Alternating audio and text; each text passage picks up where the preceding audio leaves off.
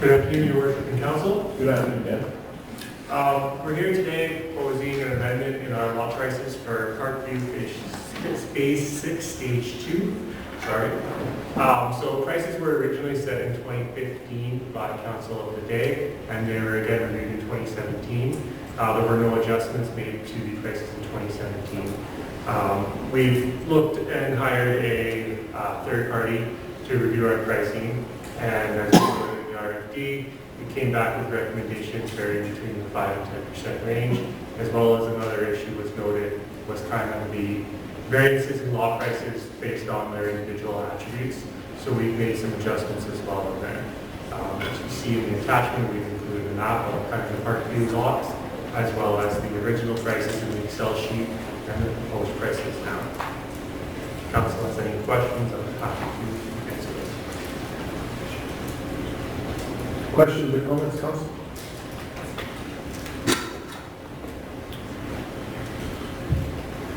Council George. Thank you, Your Worship. Just a comment. I really believe that this is something that's relatively straightforward in terms of adjustments that need to be made. We've looked at the assessments that have come in for a tax assessment over the last few years, and those have all come down by a certain margin kind of thing. And I think if we want to have any possibility of selling these lots, we need to make some adjustments to this as well. So I think that it was good to go to a third party and kind of get what the unbiased third party view of the world is, and have a look at which the individual lot prices are, and I would support making an adjustment at this time. Obviously, we don't want to. The challenge with having a land development business to begin with is that yes, it can benefit all taxpayers when things are rolling and going good, but it has the opposite effect where you could end up where all taxpayers are now paying for the reduced prices that are out there now.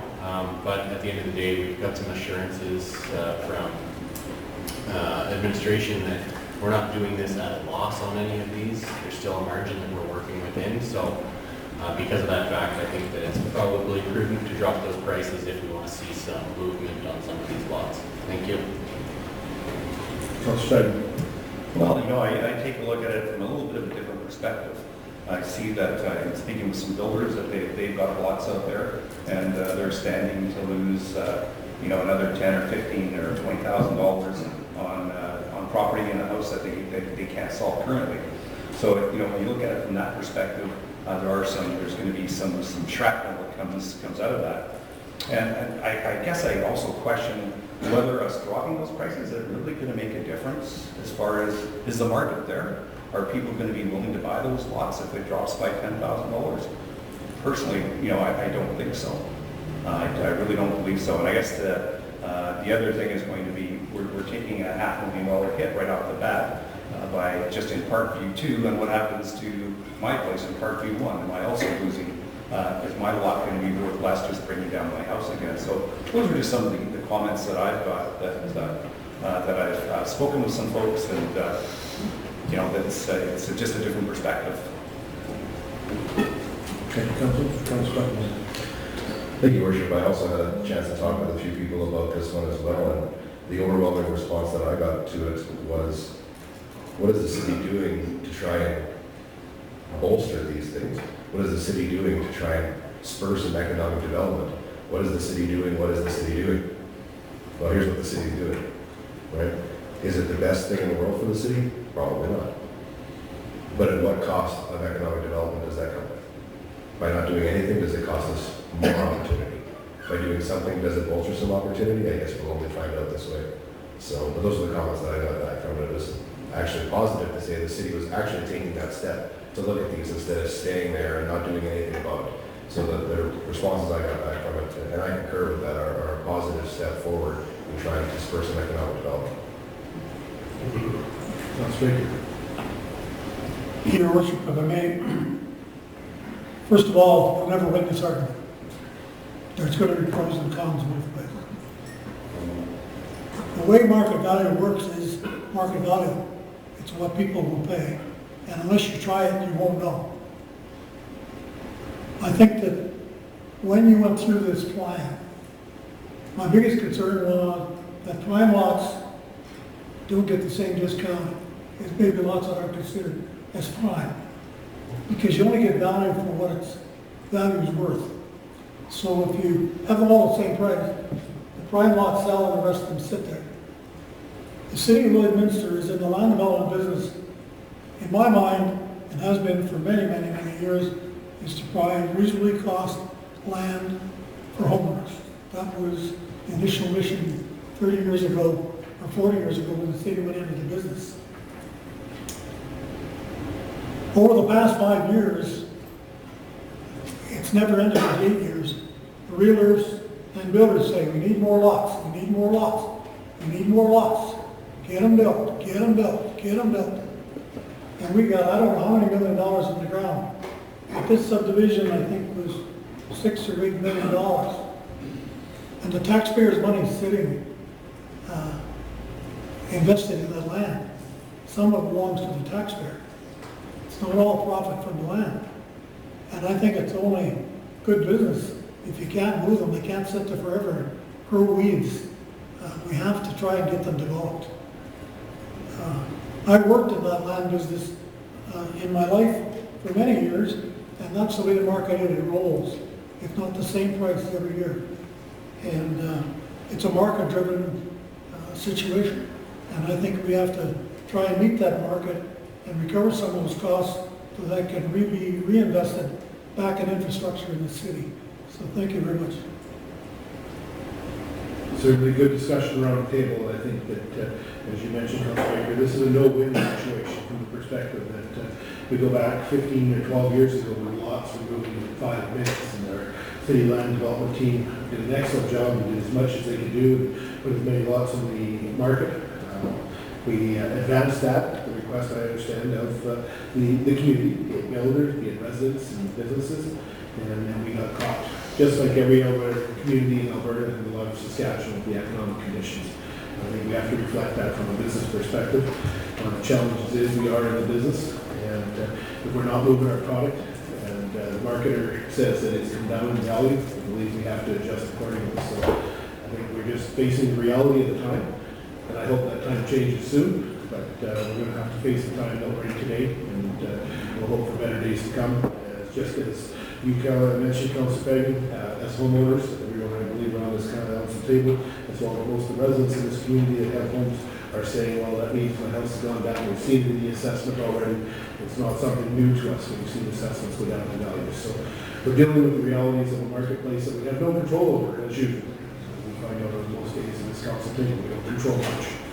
So I think that from the action, I appreciate administration bringing this forward, and we can only hope that it drives some things. Councilor Monroe.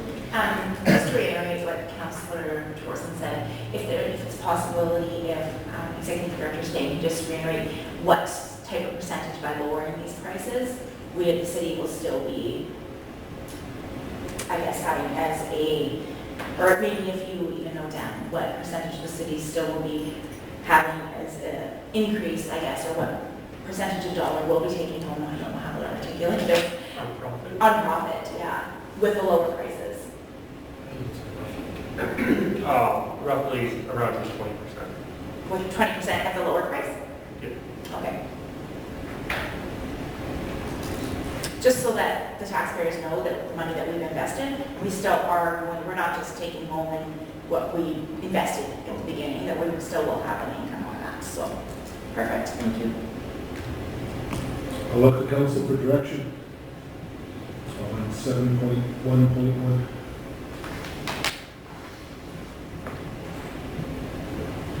Councilor Buckingham. The council approved the amended Parkview Estates Phase 6 Stage 2 lot prices as per the attached price list. Seconder, Councilor Baker. Any further questions or comments? Not seeing any, I'll call for the question. All in favor? Opposed? Carried. Thank you. Thank you, Dan. Moving on to 7.4. Thank you, Your Worship. To present 7.4.1 Service Sports Center LED Phase 2 capital project. I'll ask you all to request from court.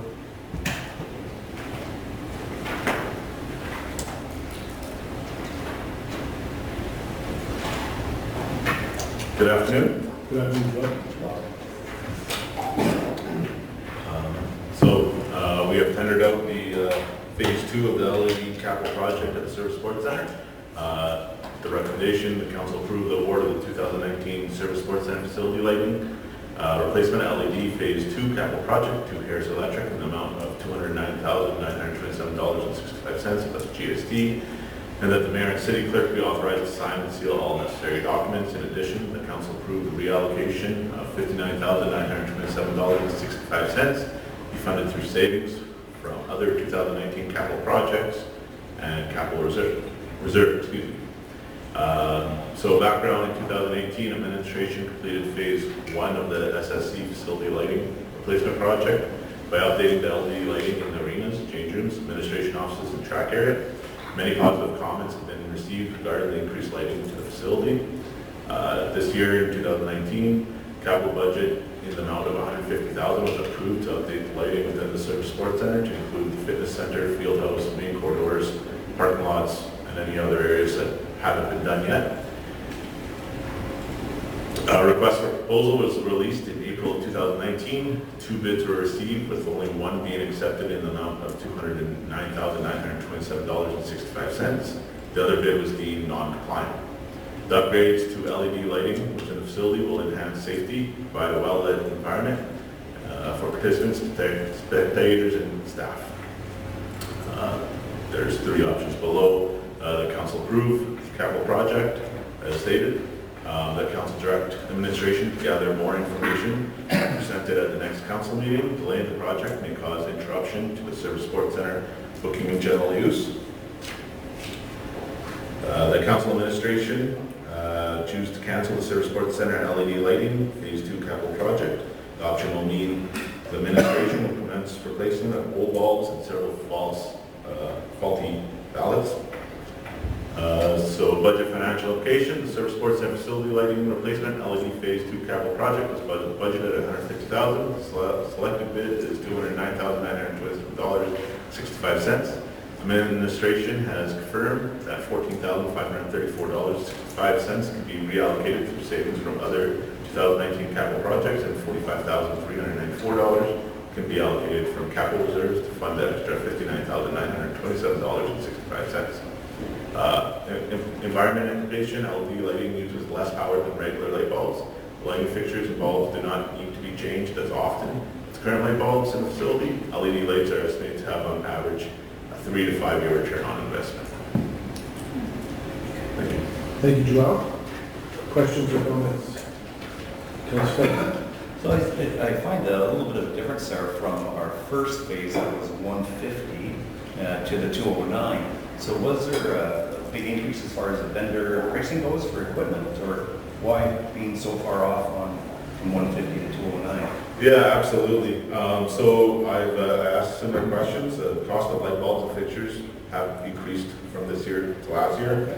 Cost of labor has also gone up. Also, while budgeting, there was a small discount of light bulbs and fixtures that actually needed to be changed out. So a little error on our part there. Joel, you had indicated in your report here, the request for proposal was released in April 2019. Was that through SAS tenders? Can you give us a list of where those tenders were, where that was posted? Absolutely. This went through our procurement officer, so she made sure that all sites that it had to be listed on, it was listed on. Thank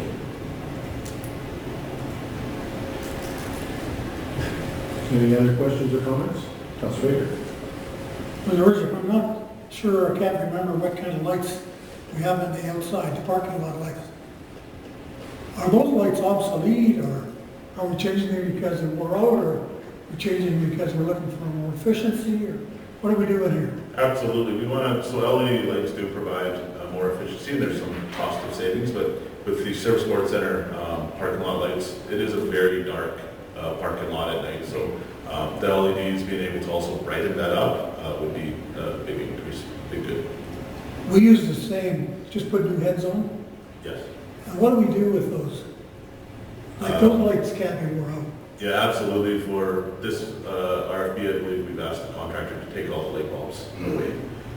So we don't have to deal with people with Okay. disabilities. Good, thanks. Councilor Buckingham. Thank you, Worship. I don't know that you'll have the answer, but I'm slightly curious as to the phase one to now. Have we seen a significant decrease in the costs associated with the areas that you replaced in phase one so far, with consumption, with replacement, with issues? Can you speak to that at all? I don't believe we've seen a huge decrease on the consumption on our utility bill, but what it has done is these light bulbs and these fixtures last much longer. So we haven't had to go up, replace bulbs, get the lift, get all that done. And so our savings have really been more about changing out light bulbs and the fixtures. Good, thank you. Any other questions? Councilor comments? Joel would have been privy to this, but I had a meeting with our utility provider on Friday. One of the facilities that did go down, I don't know if it's all contributed to the phase one, but we did see some savings in ours. We'll have a report coming to council on our facilities at some point on the utility usage of our facilities moving forward. So that's something that we got some good information on Friday in the meeting after that. So we'll be able to provide that in the future. Thank you, City Manager. It'd be interesting to note what happens, right? So the city manager's got a bit of a report for the phase one thing. There's been a bit of a decrease. I'd love to see it a year from now, when the phase two is completed, what that looks like again.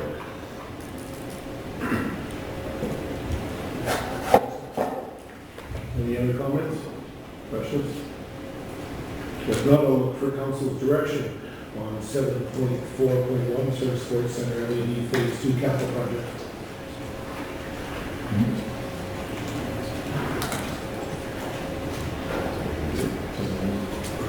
Councilor Baker. I hope I'm on the right one here, because anyway, Okay. the council approved the amendments, no, wrong one. There's no doubt, Councilor. Close. I'll find it. The council approved,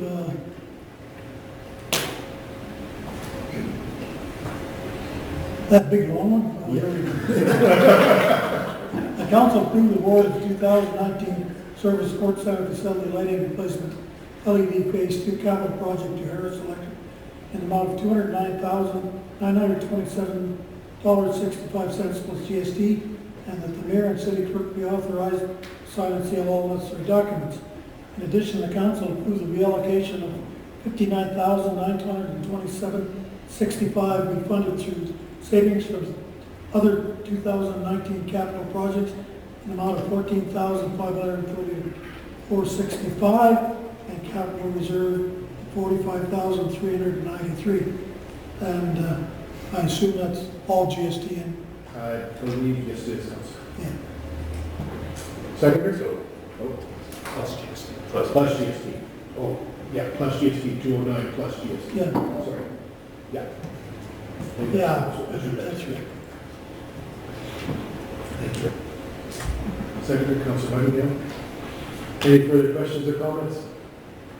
Not seeing any, I'll call for the question. All in favor? Opposed? Carried. Thank you very much, Joel. Moving on to agenda item 7.4.2, City Manager. Thank you, Worship, to present 7.4.2 school site allocation disposal agreement. I'll ask Executive Manager Don Stein to present. Thank you, City Manager. Before you, we have the school site allocation and disposal agreement between the Catholic Public Schools in the city.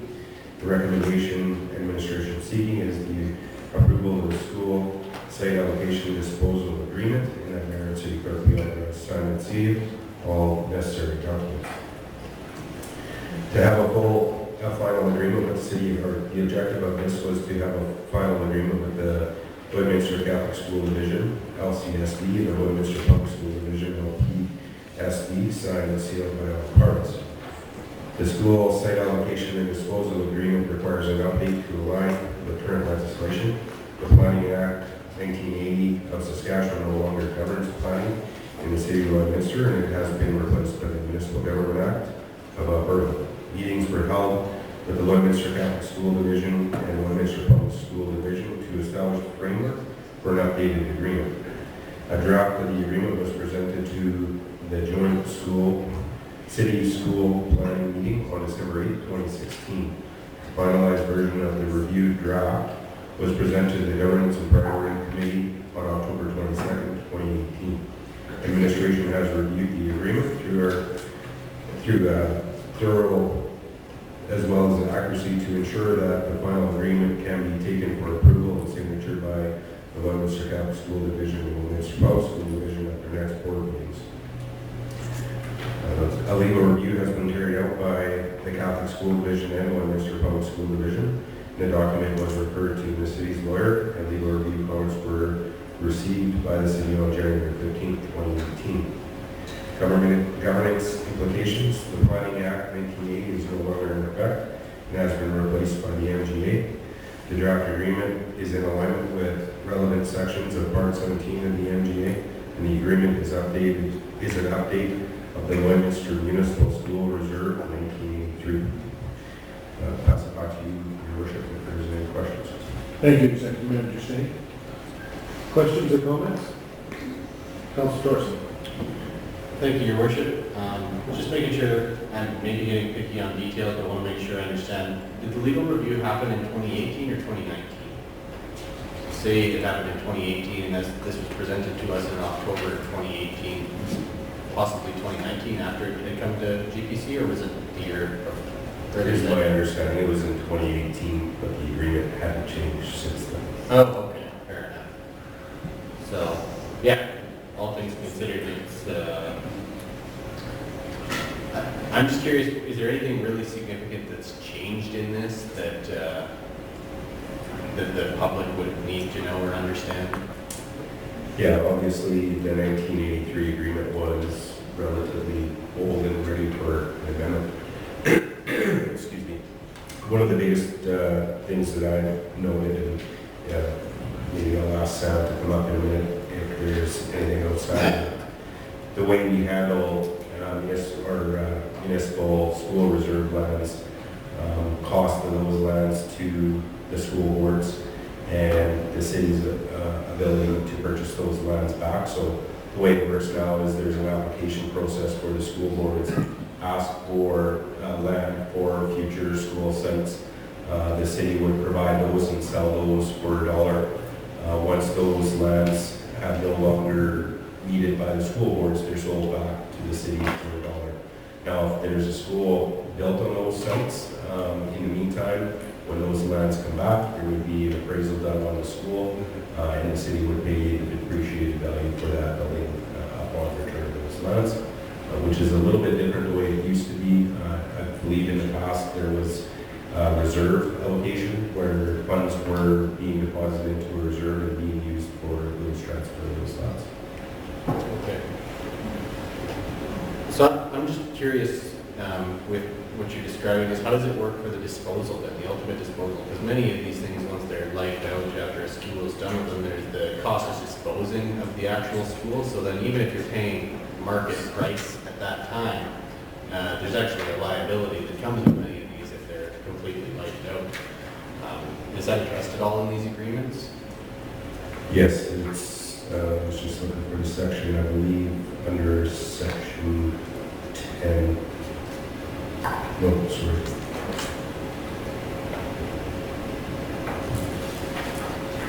And it's 10. So under section 10, disposal and surplus of reserve lands with school building to city, all the requirements for that disposal are identified in that section. I could read each one for you. No. It's fine. Sure. To me, it just wasn't clear whether or not, like, if there's a requirement of, like, actually tearing something down, whether or not that ought to be adjusted in the price. But, My assumption that would be taken into consideration on the appraisal of the building cost. okay, thanks. That's the question I basically had was how do we, so that way we don't take a school that, based on the depreciated value would be zero, I would believe, because it's no longer a school, it's not, it may not have a fit. It may be repurposed, but it also could be looked at as a cost of the taxpayer either way. Because the school taxpayer is the same taxpayer that pays the city. if we have to tear down the school to move the development forward. I believe that you've addressed that executive matter understanding that when it comes to that depreciated value of the school building, because the building is no longer has any use. It's basically ready for demolition, so. And unless Sam has anything further to add, I think that's something we can dig into a little bit deeper, just to ensure that what I presented is understood. That would be terrific. I think that just a little more clarity. I don't expect us to need to exercise this in the near future. I don't think the school's required to give up any buildings at this time. But moving forward, since this is being updated since 1983, we'd like to make sure we're as clear as we can be for this council and future councils to ensure that we're not accepting any obligations that we don't want to. And I'm sure the school board has been very cooperative to this point to come to that point. So. Yeah, I guess one more thing to add, the city has the right to not take those lands back as well. So if the city needs, it's not in the best interest of the city to take those lands back.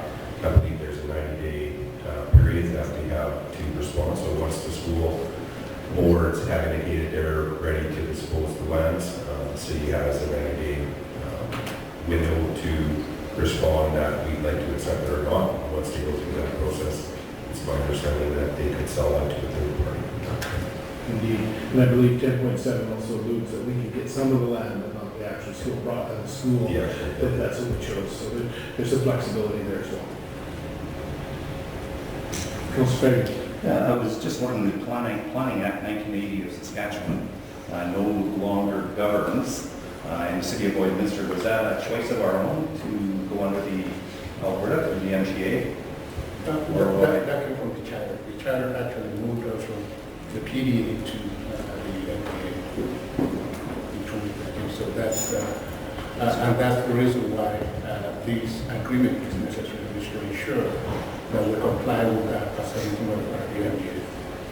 All planning requirements come under the section 17 of the MGA. And the MGA section 17 is applicable, even though it's not part of the Education charter. That's my, It's understanding we have that's the one piece that had the greatest impact on our city from the MGA being updated in Alberta. Any other questions or comments? If not, I'll look direction from council on 7.4.2 school site allocation and disposal agreement. Councilor Pegg.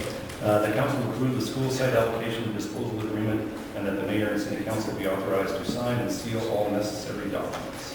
I believe you said city clerk? City council. Yeah, city council. I think. Oh, I'm sorry, city clerk. City Sorry. clerk. All right, anyone second? Councilor Monroe. Any further comments, questions? Not seeing any, I'll call for the question. All in favor? Opposed? Carried. We have reached the 2 o'clock hour, I believe. So, okay, sounds good.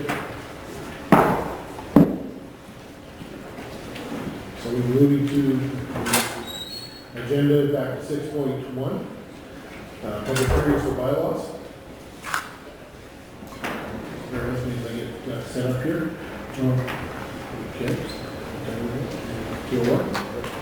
So, I would like to note that before we begin, that during the public hearing, we ask that you respect the views of everyone here and allow each person their time to speak without interruption. Each person wishing to speak has up to 5 minutes to make a presentation to council. If you wish to speak, please state your name for the record and whether you are in support or opposed to the proposed bylaw. When you are finished speaking, please remain at the front, as council may wish to ask you questions. All discussions of council members, city staff, and delegations shall be directed to the chairperson.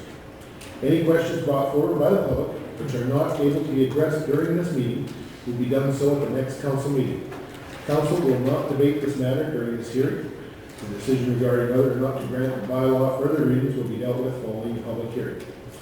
I declare the public hearing of bylaw 07-2019 text amendment to the land use bylaw be open at 2:01 p.m.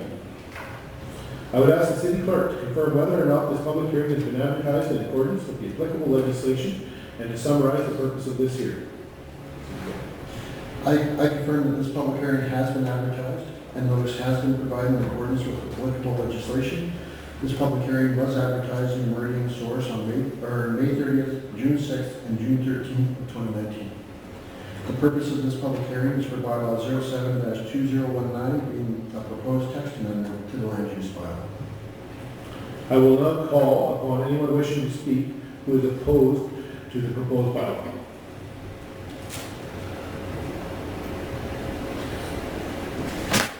I will now call and ask if anyone wishes to speak in favor of the proposed bylaw.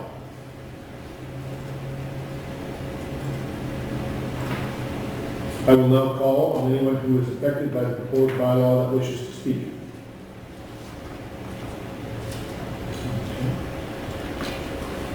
City Clerk. It is to note that today at 10:53 we did receive an email from Cam Bukowski, who is proprietor of Sign Advantage and Magnet Signs, that has been provided to council and will be attached to the minutes. Thank you, City Clerk.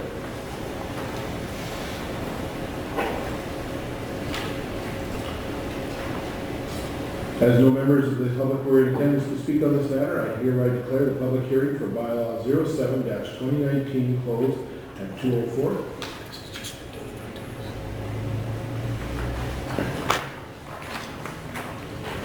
We have a series of public hearings today, so bear with us, please. Regarding bylaw 08-2019, text amendments for land use bylaw 5-2016, parking space and drive aisle dimensions. I declare the public hearing for bylaw 08-2019 proposed text amendments to the land use bylaw, parking space and drive aisle dimension open at 2:05. I would ask the city clerk to confirm whether or not the public hearing has been advertised in accordance with the applicable legislation and summarize the purpose of this hearing. I confirm that this public hearing has been advertised and notice has been provided in accordance with the applicable legislation. This public hearing was advertised in the Meridian Source on May 30th, June 6th, and June 13th of 2019. The purpose of this public hearing is for bylaw 808-2019, being a proposed text amendment to the land use bylaw. We'll just stop and we'll ask. Thank you, Wendy.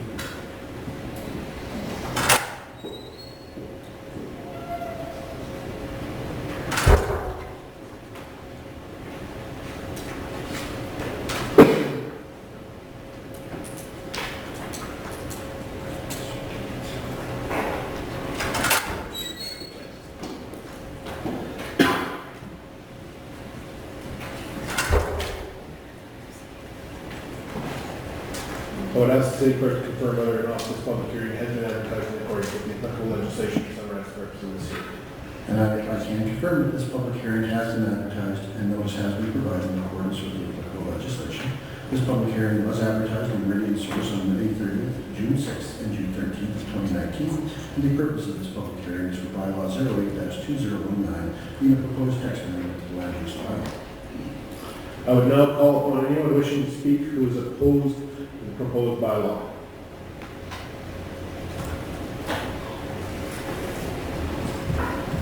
As no members of the public were in attendance to speak on this matter, I declare the public hearing for bylaw 08-2019 closed at 2:06 p.m.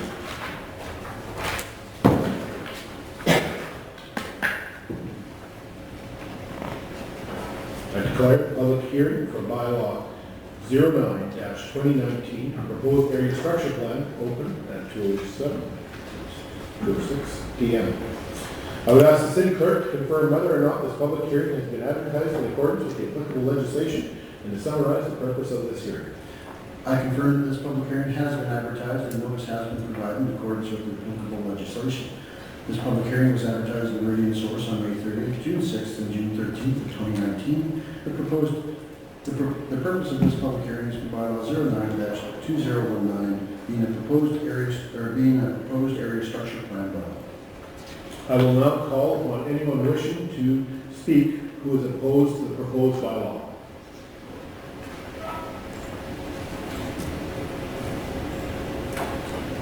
As no members of the public were in attendance to speak on the matter. Oh, okay. I will now call on anyone who is affected anyone else who is affected by the proposed bylaw that wishes to speak?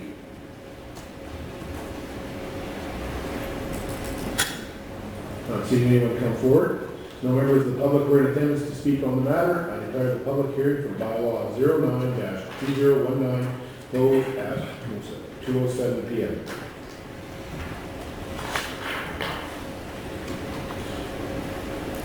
I declare the public hearing for bylaw 10-2019 proposed Lakeside Municipal Development Plan Amendment open at 2:08.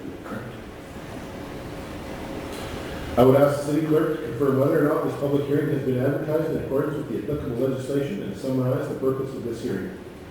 I confirm that this public hearing has been advertised and notice has been provided in accordance with the applicable legislation. This public hearing was advertised in the Meridian Source on May 30th, June 6th, and June 13th of 2019.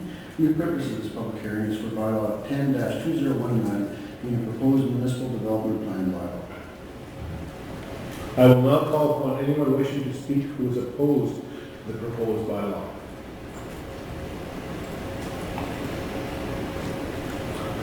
I will now call on anyone who is affected by the proposed bylaw that wishes to speak.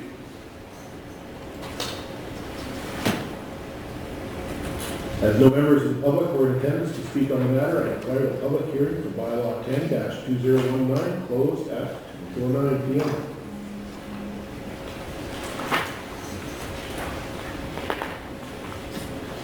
I declare the public hearing for bylaw 11-2019 proposed land use bylaw amendment open at 2:09 p.m. I would ask the city clerk to confirm whether or not this public hearing has been advertised in accordance with the applicable legislation and to summarize the purpose of this hearing. I confirm that this public hearing has been advertised and notice has been provided in accordance with the applicable legislation. This public hearing was advertised in the Meridian Source on May 30th, June 6th, and June 13th of 2019. The purpose of this public hearing is for bylaw 11-2019 being the proposed area structure plan bylaw.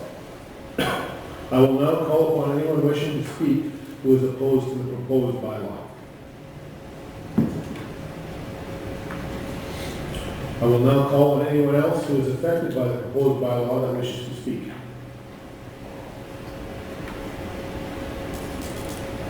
As no members of the public were in attendance to speak on the matter, I declare the public hearing for bylaw 11-2019 closed at 2:10 p.m.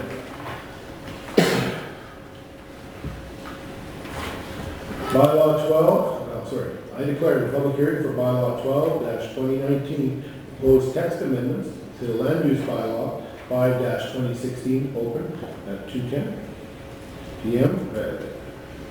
I would ask the city clerk to confirm whether or not this public hearing has been advertised in accordance with the applicable legislation and to summarize the purpose of this hearing. I confirm that this public hearing has been advertised and notice has been provided in accordance with the applicable legislation. This public hearing was advertised in the Meridian Source on May 30th, June 6th, and June 13th of 2019. The purpose of this public hearing is for bylaw 12-2019 being a proposed area structure plan bylaw. I will now call upon anyone wishing to speak who is opposed to the proposed bylaw. I will now call on anyone else who is affected by the proposed bylaw that wishes to speak. As no members of the public were in attendance to speak on the matter, I declare the public hearing for bylaw 12-2019 closed at 2:11 p.m.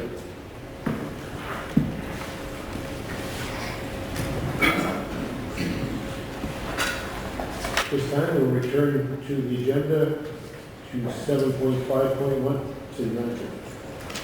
Thank you, Your Worship. To present 7.5.1 landfill reclassification, I'll ask Karen Delrose to come forward. Councilor Baker. Sorry, City Manager. I just want to ask a question about the bylaw procedure.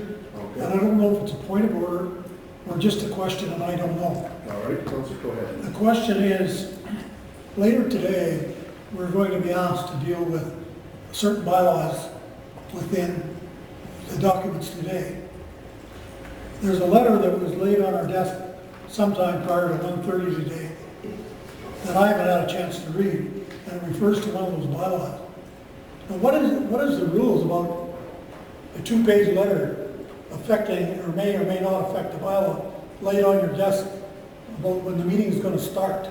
Like, what's law or procedure? Like, I haven't even read this thing. Yeah, absolutely, Council. Good point. I'll ask the city clerk to answer that. Unfortunately, administration is not in control of when we receive those type of items. Council does have some options if they choose to exercise them.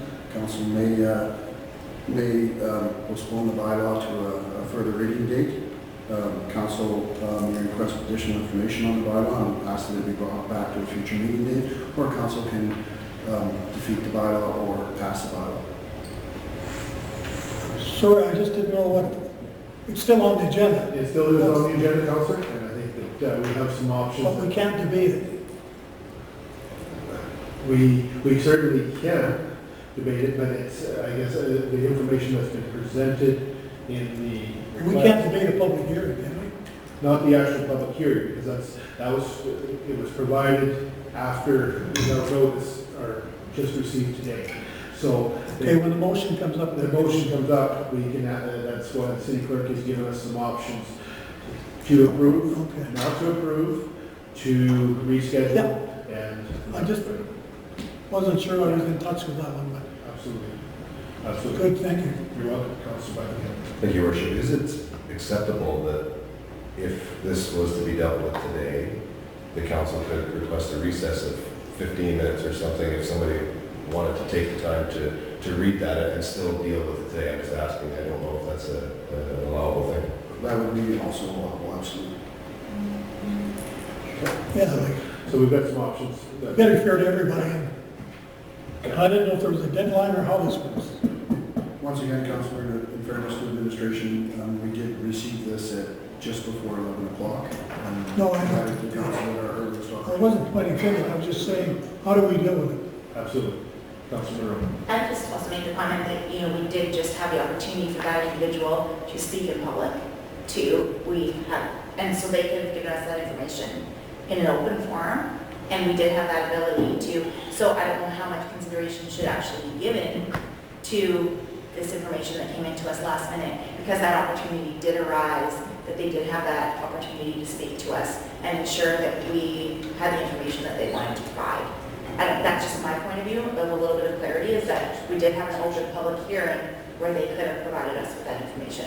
And, no, go ahead. I was just going to say, we're now moving to a discussion that Right, is for relevant to sure. the bylaw itself rather than the public hearing, so if I can. Okay. We've got some options to discuss at that point when we get to that point. It's all in one ball here. Yeah, let's, we'll open that up, unravel this ball at that time if we may. Yeah. Thank you. Back to you, City Manager. My apologies. Sorry, Again, It's all good, good questions. Councilor.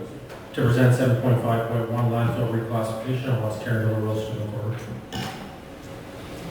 Good afternoon, Your Worship, Council. Good afternoon, Terry. The report before you is the report on landfill reclassification with a recommendation that Council direct administration to draft a letter to the Saskatchewan Ministry of Environment informing the ministry that the city of Lloydminster shall retain its current municipal landfill permit. So as advised in the February GPC meeting, the Saskatchewan Ministry of Environment imposed a new requirement in the landfill's operating permit that we can only receive up to 20% of our annual quantity of waste for contaminated soils and industrial waste. They have provided us the option to receive more than that volume cap. However, we will be required to apply for an industrial permit and also provide proof of financial assurance. Administration asked the Ministry of Environment for a deferral of the requirement until we can conduct an assessment of both options. And upon review of the assessment, we are recommending that we retain our current municipal status. Although this will affect the landfill's ability to take more than 20% of contaminated soils and industrial waste, it's also expected to provide us the longest life for our landfill, which is, it will give us capacity up until 2060. And also other long-term benefits would be less risk due to changing regulations, potentially reduced remediation requirements, and reduced risk in uncertain market or economy, and also elimination of a potential soil surplus. Thank you, Karen. Councilor Torson. Thank you, Your Worship. When you referred to having to do a financial assurance if we were to do an industrial landfill, what does that mean exactly? Does that mean actually having like all the post-closure costs in your bank account held in trust type of thing, or what does it mean? So currently municipal landfills are required to have not required, but recommended to have a reserve for closure and post-closure costs. That is totally separate from the financial assurance. So the financial assurance is in terms of bonds or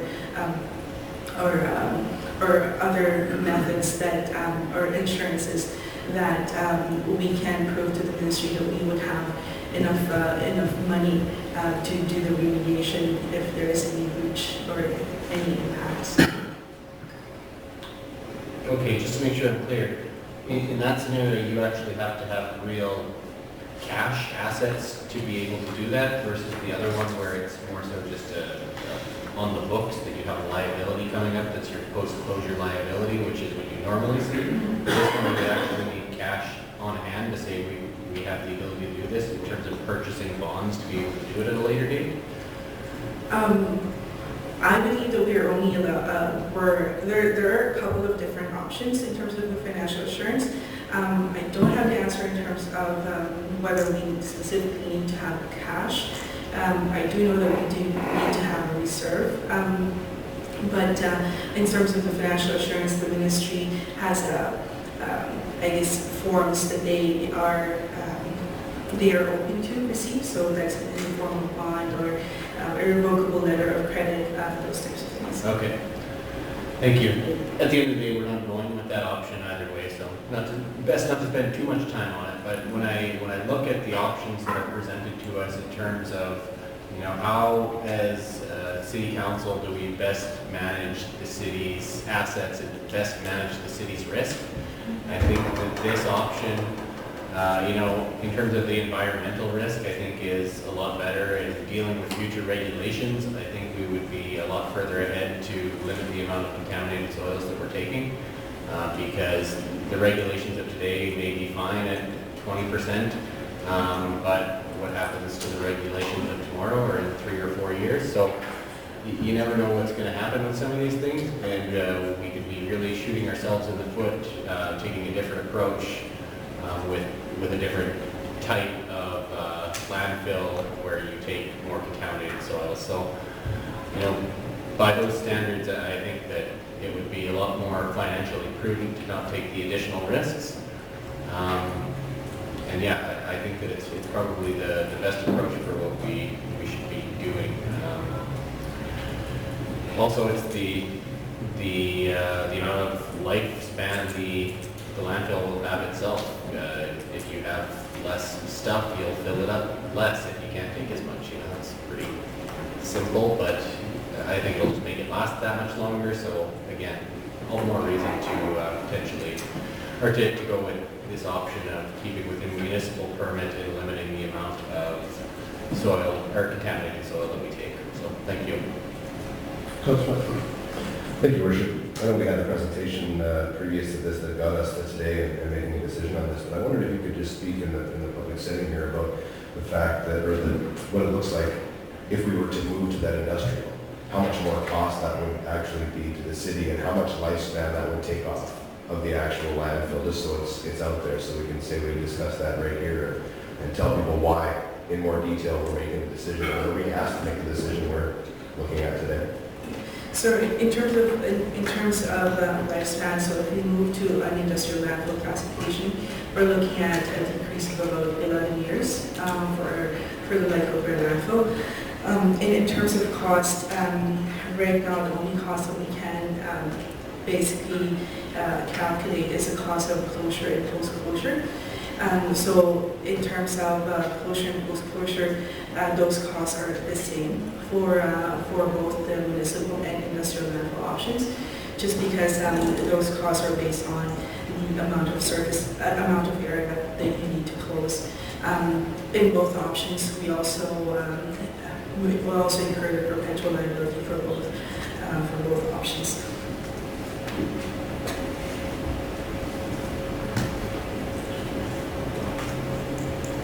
Thank you, Your Worship. I think what you were looking for, Councillor, was the projected cash flows under the different scenarios, is that correct? Yeah. So under an industrial designated landfill, cash flows could be a lot higher, in over 50 million over the lifespan of the landfill. It shortens our landfill by about 11 years. Thank you, Karen. But that cash flow is fully dependent on our ability to market and take materials. One of the things we talked about through the presentation process was the amount of industrial landfills that are in close proximity to the city, and that the city would be competing to those industrial landfills. And at the end of the day, your cash projection in the reports are only based on an estimated amount of material we'll take in. The amount of future risk to remediating the landfill, from our perspective, is too great of an unknown to go down the path and compete with the other industrial landfills in close proximity. So those are the cost of staying in a municipal landfill. Obviously, you're not going to get the huge cash flow based on the material we're taking in. But with moving to an industrial, there's also real high uncertain risk of moving into that direction. So risk reward, from an administration perspective, we feel staying in a municipal landfill and serving the community that it's intended is a more viable option long term for the city. Yeah, that's the conversation I wanted to have today, because you've got your post-closure costs, you've got the reduction in 11 years of that service. And then I always think about this type of thing. Why is the city competing with someone else's business? And in doing so, we'd be competing with industrial businesses that actually take this product. And I don't like that idea myself. So the city shouldn't be in the business of competing with other businesses in this type of thing. So risk versus reward, cost analysis, everything else brought us to this. But I wanted to have that discussion here so that if anybody ever questioned why it was done that way, this is why. So thanks for those answers. Appreciate it. Councillor Thorson, do you have any more? Okay. Councillor Baker. Thank you, Your Worship. Well, there's always that question of somebody in the private sector is doing it. They can quit tomorrow morning and you're stuck with the problem, because municipalities are responsible for looking after their own waste. I think with the additional liabilities, and I've read quite a bit about this industrial land waste over the years, and post-closure costs, I think they're going to raise or increase significantly. The landfill itself, I really don't know how they're designed differently than a regular landfill, but I can't imagine them not being a lot of additional cost to get cells ready to accept some of this special waste, but I don't know that. The on-site pollution potential, that water gets away on you, liquids that get away on you. Right now, we're treating it and putting it through the leachate or waste runoff water or liquid through our wastewater treatment plant. And what additional costs and things are going to be needed as it expands. I think that there's a waste for this heavy industrial waste. There's a plant in northern Alberta that's been in business for a number of years. I'm trying to think of the name of the town. Swan Hills. Pardon me? Swan Hills. Yeah, they're the guys that are in the business and probably know a lot about it because they've been at it for many, many years. And another thing that, is that a right place for that kind of a landfill? I think our landfill's too close to town now. I think that those kind of waste, big waste treatment plants should be miles from residential developments.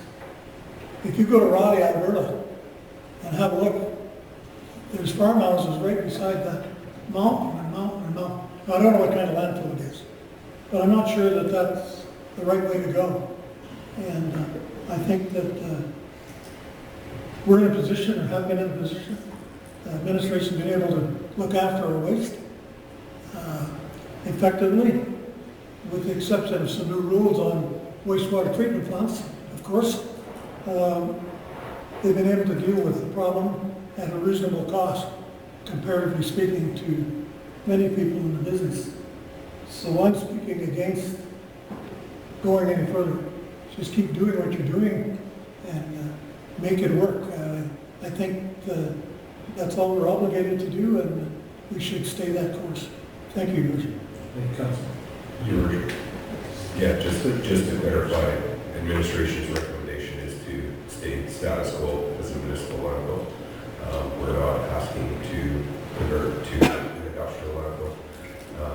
Secondly, our design of our cells would be adequate if we did wish to go down that path. The cells have been designed and constructed in accordance to those requirements. Again, we're not asking to move down that road. And post-closure cost would be relatively the same.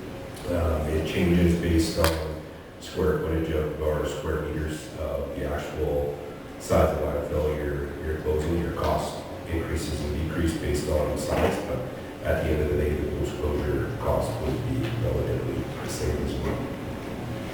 Thank you. Councilor Person. Thank you, Your Worship.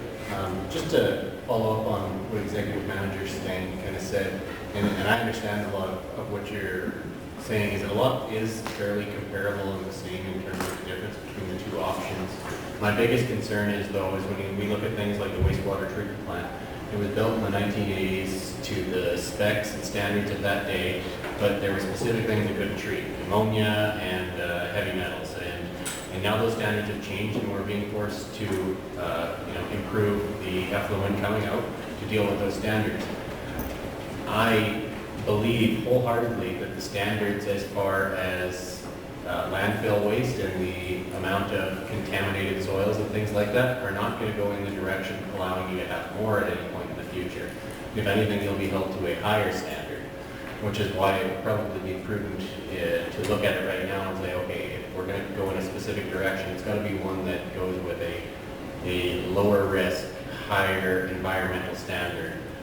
Because otherwise, if we do head down the other route, we could end up with a lot bigger costs for the unknown right now in terms of changing regulations. Thank you.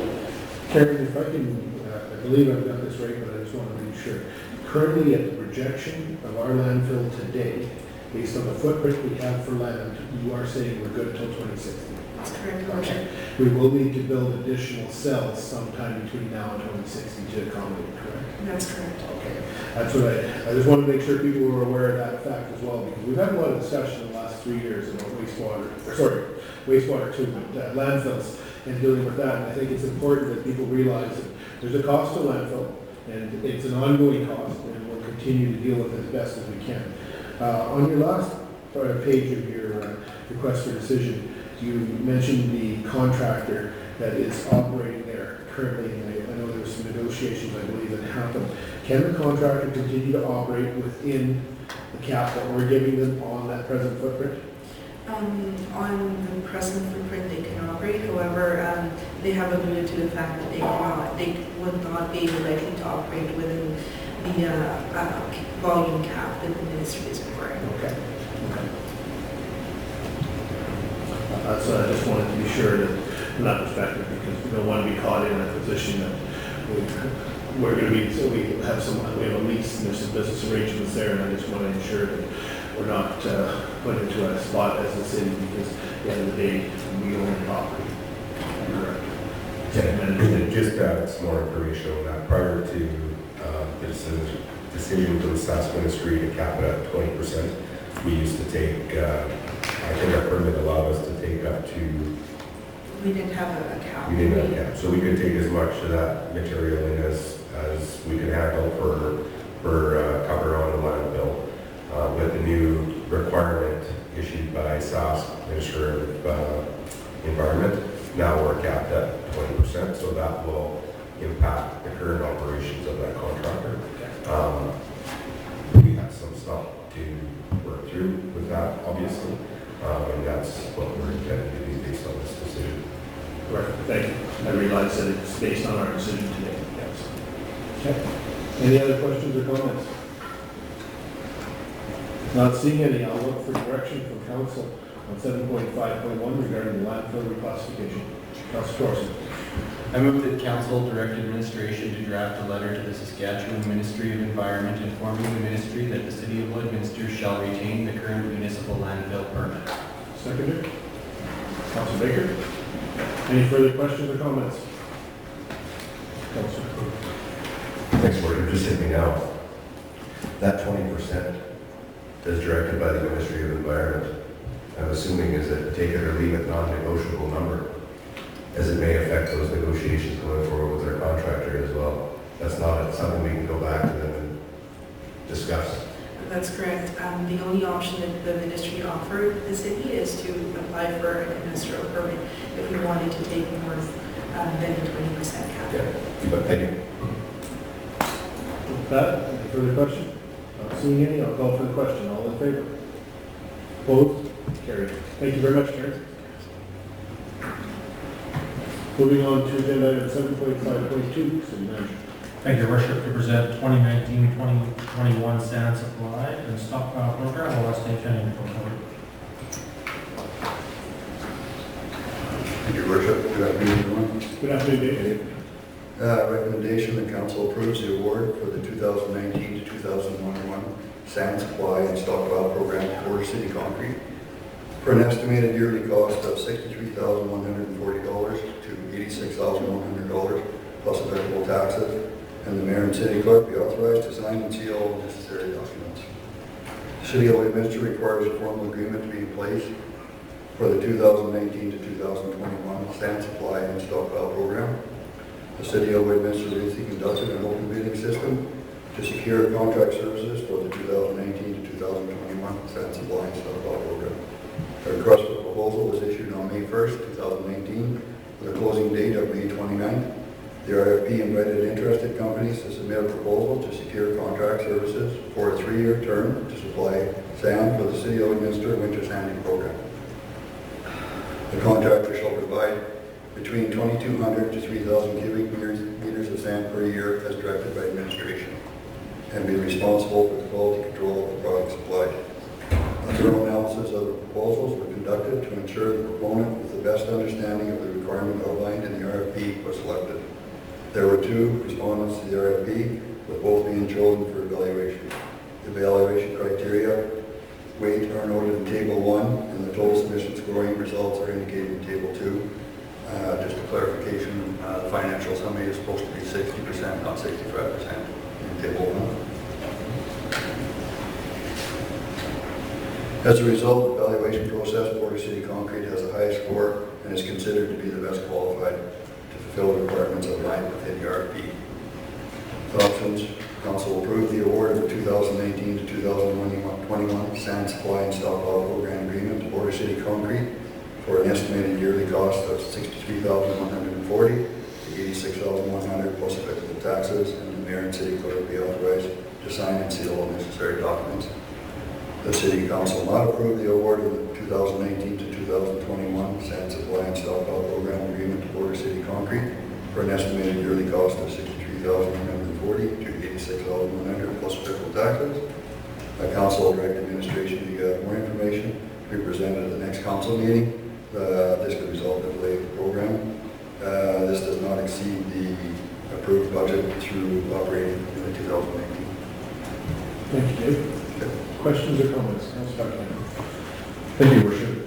Just a logistical question here. Of course, it says that they are responsible, the contractor that is responsible for the quality control of the product supplied. Yep. They deliver it to a place that we keep it so it's readily accessible. Yep. How are we controlling the quality? How do we know that they're providing the quality that they said they would provide? Do we have a check and balance system within our own? They provided a SIP test with the RFP for starters, and we have the right to take a SIP test anytime required or anytime we feel that we'd like to during the hauling. We also have the right to turn them to the Lloydminster landfill for weighing purposes to make sure that our loads are presenting to us.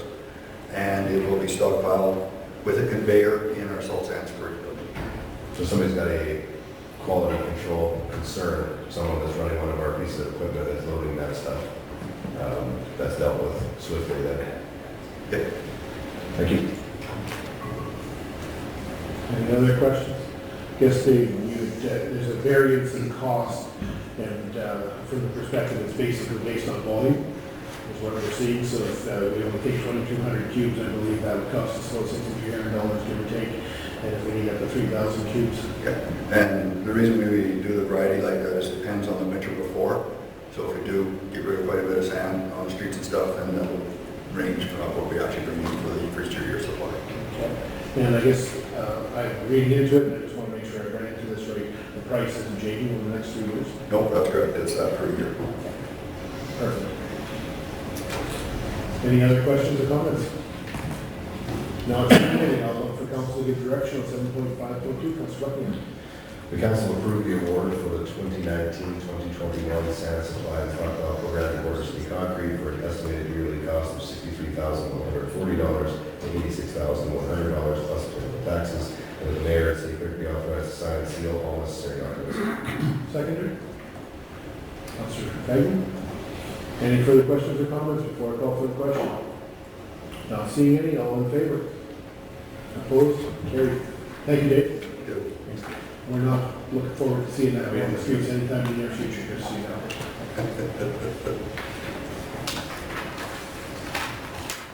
Moving on to 7.5.3, and back to Dave. So this is on the 2019 runway rehabilitation project. So the recommendation is the council approve the award of the airport runway rehabilitation project to Central City Asphalt of Black Falls, Alberta, in the amount of $3,418,447.75, excluding GST, and that the mayor and city clerk be authorized to sign and seal all necessary documents. In addition, the council approved a contingency allowance of 10% in the amount of $341,844.76, excluding GST, to be funded through the approved capital budgets. The Lloydminster Airport runways 08 and 26, taxiway, Alpha, and the main apron are at the end of their life cycle and in need of crack repairing and asphalt concrete pavement overlay. At the May 13, 2019 Governance and Priority Committee meeting, administration provided an update on the 2019 runway rehabilitation project. Due to the condition of the existing runway at the City of Lloydminster Airport, the city sought funding to complete the crack repairs required and resurface the runway with an asphalt concrete pavement overlay to extend the services life of the asset. Airport Capital Assistance Program, ACAP grant funding, was approved in the amount of $5,263,885 for the Lloydminster Airport runway rehabilitation project in the spring of 2019. As a condition of the funding program, the City of Lloydminster must cover the initial expenses of the program until invoices can be submitted and costs recuperated from the ACAP funding program. All such costs incurred by the program will receive 100% reimbursement upon completion. The request for proposal to acquire the services of a qualified contractor to complete all construction activities for the project was issued on May 21st, 2019.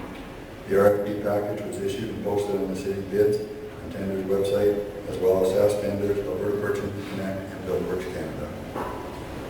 The tender period closed June 12, 2019.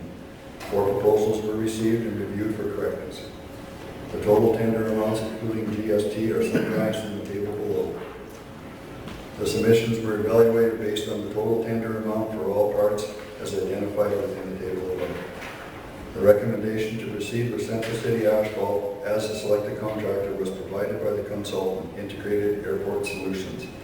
Upon completing review of their submissions for all mandatory documents, as well as reviewing the paving equipment tolerances to conform with regulations. Construction of this project is anticipated to start as early as July 29th and is expected to be completed by September 18th. And we're hopefully by September 8th, the final inspection, everything will be completed by that date. Option is the council approve the award of the runway rehabilitation project to Central City Asphalt of Black Falls, Alberta, in the amount of $3,418,447.75, excluding GST, and that the mayor and city clerk be authorized to sign and seal all necessary documents. In addition, council approved contingency allowance of 10% in the amount of $341,844.76, including GST, to be funded throughout the approval capital budgets.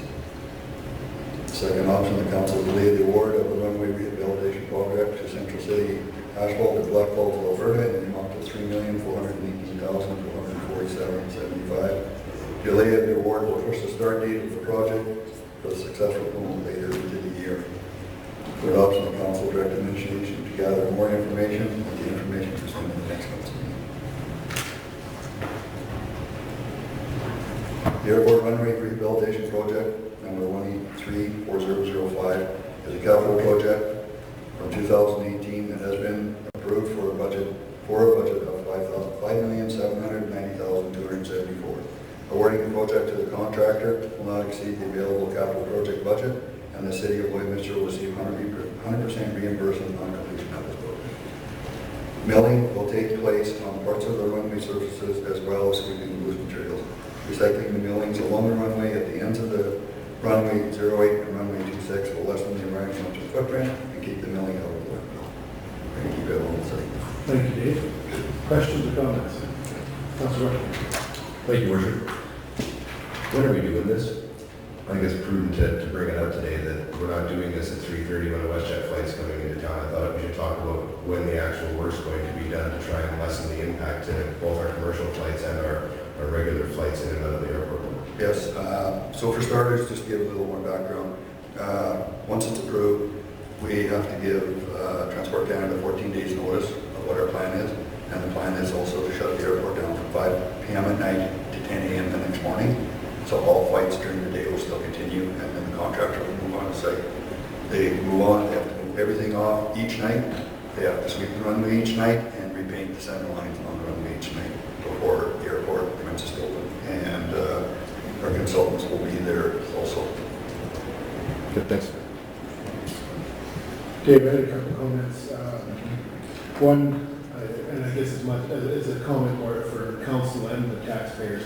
My understanding, I'll ask you to correct me if I'm wrong, the ACAP funding was allocated for the 2019 season, and if we don't have this project completed on time and done in 2019, we'd have to reapply and hope that we might get grant funding again in the future. There is that possibility. They only allow so much funding per year, and not everybody that puts in for it is accepted for it, so it is definitely in the city's best interest to get it done this year. Thank you. Certainly, Dave, the tenders came in, which was good. We saw quite a variety of pricing, but there is going to be some additional costs outside the $3,418,400 change. I've got a consultant that's been hired, that's been on this project, I understand, for some time. There'll be some additional engineering work, I would imagine, or maybe the overseer on the asphalt. They're going to be foreseeing everything. Any of the additional work should be included within the price they have presented to us. The testing of the runway and of the asphalt mix and everything is part of the contractor's agreement. Okay. It has stated who they are supposed to use, but it is part of the contractor's agreement. The part of the contingency is we're digging out 32 lateral tracks, and of course you don't know what's going on until you actually get into the bottom. We have asked the tenders to quote to the bottom of it, but then if there's base issues we have to deal with, we could run into a situation there also. Some of that stuff is a bit unknown until you actually get into it. I think anyone that's flown in an airplane and landed on our runway or taken off knows about those 32 lateral. Oh yeah, they're very prominent. Felt very prominent. You alluded to the painting of the runway. Is that also included in the total price of the contract when the contractor finishes the ends, the approaches, and will be done as well? Everything. So every daily one, and then the final project at the end. And that's why we're hoping to have the overlay completed, the painting program completed, and the final inspection in September also. One I'll direct, I think, to the city manager more or less, because this is a general question. I don't see our procurement officer. Had inquiries from the public why we're not supporting local contractors, certainly in the day and age of the economy today. And as it indicates, this was tendered through the city's bids and tenders, staff standards, other purchasing, Connect, Bill Works Canada. We have an obligation as the city to offer this up to the lowest tender, in essence, from a procurement perspective, even though it may not go to a local contractor. That's correct. We're bound by the contract, or by the the government requirements for procurement.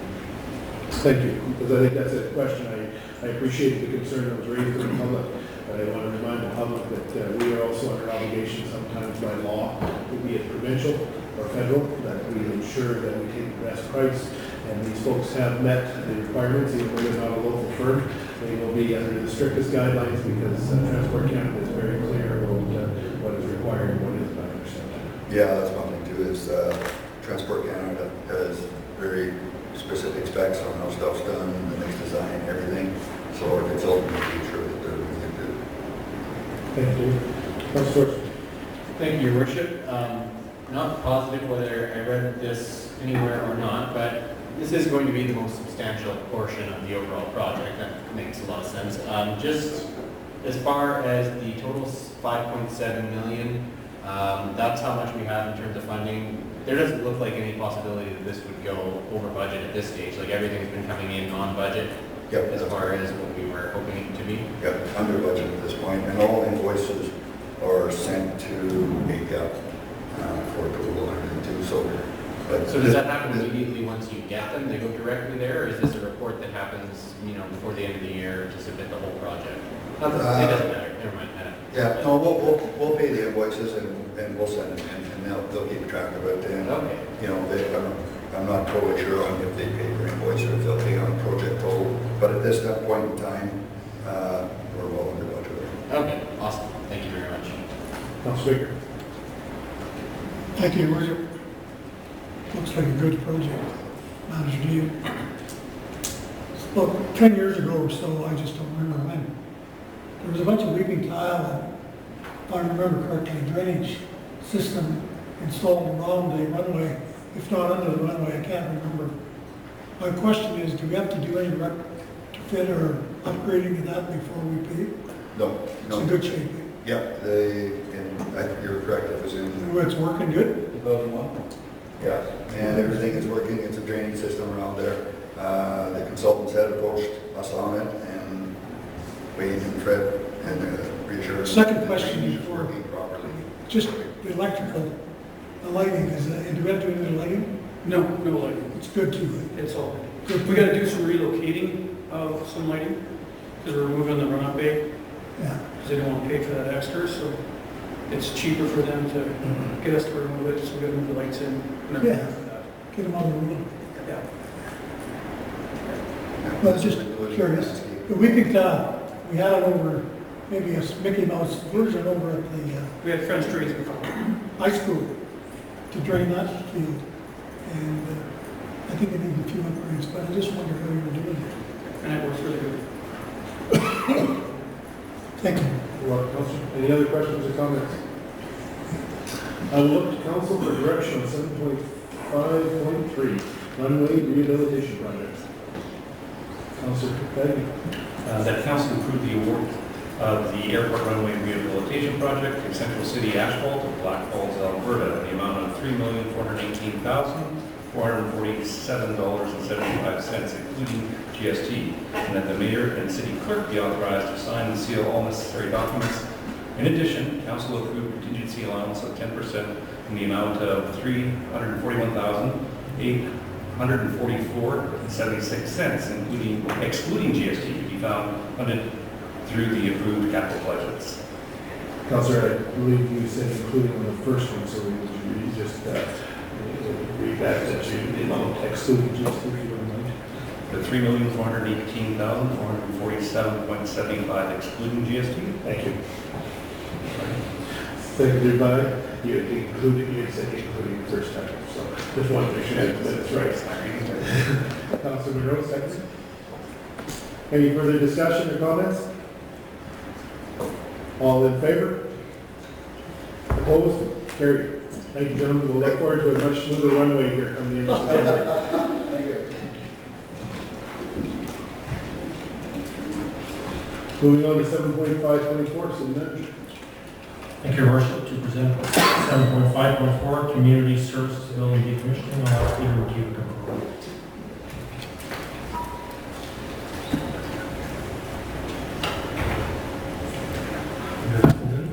Good afternoon, Pete. This recommendation is that council approve the request by administration to decommission the community services building located at 441952 Avenue, Westminster, effective from June the 30th, 2020. And if approved, the council direct administration to bring forward a recommendation for the future use of the lands of the community services building. The community services building was constructed in 1951 and has reached the end of its serviceable life. We've been encountering an increasing number of maintenance issues over the last number of years. In particular, items like heating and ventilation. We've had quite consistent flooding in the crawl spaces, and that's partly caused by the collapse of the storm system out the building across the parking lot, partly just seepage because it's an old foundation. We've required to replace the windows. They are still original, so 60, 70 years old buildings. We have parking lot issues. We require to rehabilitate the parking lot. And if we do a major renovation on the building, we'd also be required to bring the building up to current codes, which would require the addition of a fire alarm system, sprinklers, fire-rated wall assemblies. So there's a significant cost to the rehabilitation, which we estimate to be around about $2 million, just at a high level based on square foot costs. Administration informed the committee that at the October 27 Governance and Priorities Committee of 2018, that we're reviewing all the city-owned facilities, including the community services building. The purpose of this review is to identify the best operating constraints and ensure the city's capital investments are serving the community at the highest possible level. During the November 28, 2018 regular council meeting, council approved the City of Westminster to enter into a win lease agreement with existing community services building tenants at their current rate, effective January 1st, 2019. And as I note, the gross leasable area that we have in that building is around about 53%, which would result in us being unable to recover our costs effectively if we were to spend that significant capital investment in the building. Any questions? Questions or comments for Peter? So Peter, I believe you said 1931 is what we believe that building was built? 1951. 51, sorry. 1951. We do have a 51 building. It's a heritage building. Well, just wanted to check if you wanted. But Yeah, 1951. yeah, so between 60 and 70 years of age. Yeah. Councilor Thorson. Thank you, Your Worship. I wonder, off the top of our head, what is the lease rate, the approximate lease rate for that building? $12. Yeah, 12 or 13? Right around the 12, between $13, I believe. Yeah, like, at the end of the day, it's unfortunate in a way that it's come to this point. I realize that even this council can take some responsibility for dragging its feet on some of these repairs because they were, we'll say, planned, but I am, in hindsight, I am glad that we have looked at the whole picture to say, you know, what are we doing with this building and what is the plan, and looking at all these different areas, you know, all the different systems within this building to say, okay, what needs what to get this thing up to a reasonable standard. And the reality is, you know, we're talking about $2 million cost and $13 per square foot or whatever we are, you know, charging. It's not going to be much of a business investment, and that doesn't even get to the point or fact that, you know, with the amount of lease space available within the city, that we are competing with, you know, private businesses to do this. And the reality is, it's being done on the back of taxpayers for a lot of these, and I realize many of them are not for profits, but at the same time, I struggle with the idea of spending that additional $2 million for the $13 per square foot that you would recover on it, although yes, it is important to provide a space for some of these not-for-profits, but it sounds as though for what we're planning to do right now, at least to keep them going for the next while, as we figure everything else out, it'll give people enough time to figure out the path forward, and I'm sure the city will be helping with that as well. I guess we'll see what happens. I'll address this, executive. Yeah, just real quick to Councillor Thornton. The rate we're recovering on those lease rates isn't covering their operating costs, so currently the building is being subsidized by municipal tax. Right, yeah, I was going to say, if I remember from that last presentation, it was fairly high too. It was the costs were the $20 per square foot type range, weren't they? I believe that number would be operating maintenance plus capital recovery. Yes. Yeah, the rate we're getting today we don't recoup our operating maintenance costs. That doesn't. Let alone our capital. Yes, okay. Councilor Buckingham. Thank you, Worship. I think it's worth noting, and as people locally that aren't in attendance today that may pay attention to these things, but there's not just the tenants that are in that building 100% of the time that this decision is going to affect. There are about 17, if I remember correctly, other user groups that come into that building and use it for non-profit functions. So I guess pending this decision, my plea to the people of Lloydminster would be to know that these people are looking for, potentially looking for places to be as of the end of June next year. So I don't think it's really common knowledge that so many other groups besides the ones you see as permanent fixtures in there use that building. So I think it's prudent of us to say that those organizations do exist in there, and we'll be looking for space should this decision go forward. That was the point, thank you, Councilor, that I had, was hoping between the city, because we have multiple facilities to rent as well, and there's other organizations in the city, some businesses that have made boardroom space available for nonprofits and things like that. So I think it would behoove the city to ensure that our tenants, as well as our renters, certainly those that rent on a meeting basis, are informed about possible options. We can do that from the administration's perspective, just to ensure that we try to be as seamless as possible. I appreciate the timing brought forward by administration, because I think that the original lease would have ended December 31st, 2019. I don't think anyone would like to move in the middle of winter. I appreciate bringing it to the middle of June, or the end of June for renters, so that they have time to make a reasonable move with trying to accommodate whether it's the other factor in 2020. So I think we've tried to strike a balance from the perspective that the city administration will have some other information on hold for us as we move forward here, but also give the tenants an adequate amount of time to find and secure a new location for their base.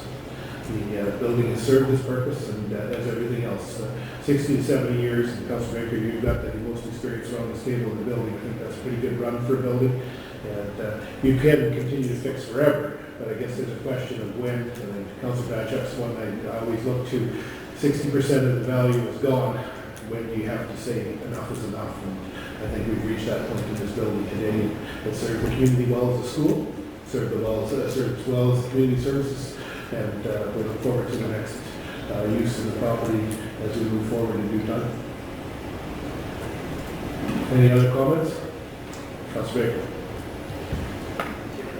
I heard that buildings are like cars, they wear out. And then after a period of time, it gets to a point that it's just not feasible to restore them, as our friend Peter would tell you, because he's in the business. There's a lot of concerns in sewer lines, parking lots for big ticket items, to try and fix those, and it could cost a lot of money. But more importantly, when you got buildings with crawl spaces that flood, you always got trouble ahead of you, if you haven't got trouble behind you. And anytime they're wet and damp and dark, you can have a lot of problems. And I don't think people even build buildings like that anymore. It's a thing of the way of the past. And I'm sure it's been checked for a lot of things, but We don't want it to happen, whatever may happen. And one may decide to grow down there, but it's something that I think we have a liability not to do something. That's what I think. So as much as it's a 7-year-old building, give or take it's close enough. And it is an old school. There used to be an old school right here too, and it had to go for a lot of good reasons. It looked pretty when you're 20 blocks away. It didn't look so good when you're standing beside it. And you can talk to Mr. Bexon about that, and he'll tell you all about it. And so, as much as I hate to see these buildings go, there is a time. So we've got to make that tough decision and get on with life and get some other elements going in our city for whatever we can do. So, thank you. Thanks, Council. With no further questions or comments, I'll look for direction from Council on 7.5.24, Community Services Building Decommission. Council Thorson. I move that council approve the request by administration to decommission the community services building located at 4419 52nd Avenue, Lloydminster, Alberta, effective June 30th, 2020. Look for a second. Councilor Monroe. Any further comments or questions before I call for the question? Not seeing any, all in favor? Opposed? Carried. Council Thorson. Yeah.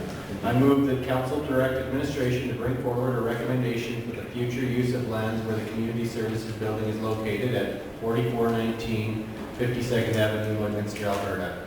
Seconder, Councilor Monroe. Any further question or comments? Not seeing any, I'll call for the question. All in favor? Opposed? Carried. Moving on to the agenda, to 7.7, bylaws. Stepping up, stepping.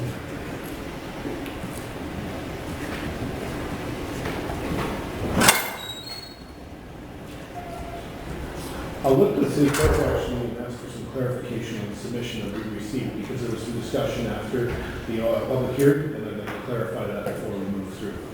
City clerk. Yeah, thank you, Your Worship. So the public hearing section, or the procedure bylaw regarding the public hearing, section 32.4. So it does say that any person wishing to provide a written submission may deliver it to the city clerk's office 4 business days prior to the public hearing. If submissions received 4 business days preceding the public hearing will be included in the agenda and will be released to the public. Now, the clarity on that is it says may, it doesn't say shall, and in order to ensure that we're providing as much transparency with this, that's why it was provided today. So we erred on the side of caution to ensure council had an opportunity to review it, and it was placed in front. Once again, it wasn't received until about 11 o'clock today, so we provided it to council at our earliest opportunity to do so. Thank you, City Clerk. I'll look to the city manager. Thank you, Your Worship. To present 7.7.1, bylaw 7/2019, text amendment to land use bylaw 5/2016, portable signs. I'll ask Natasha Patel to come forward.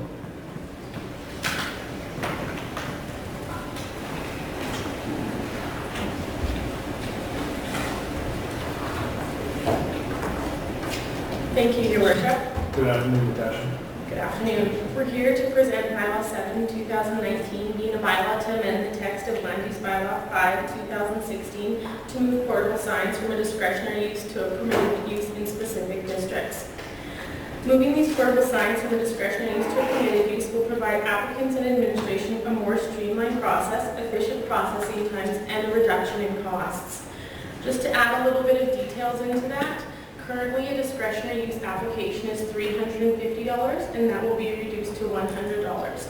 In regards to processing times, our report states 6 to 8 weeks can be reduced to 3 to 4 weeks. Legislation requires that development officers render a decision on DPs within 40 days of receiving a complete application. That being said, applicants like portable signs are usually processed within a week.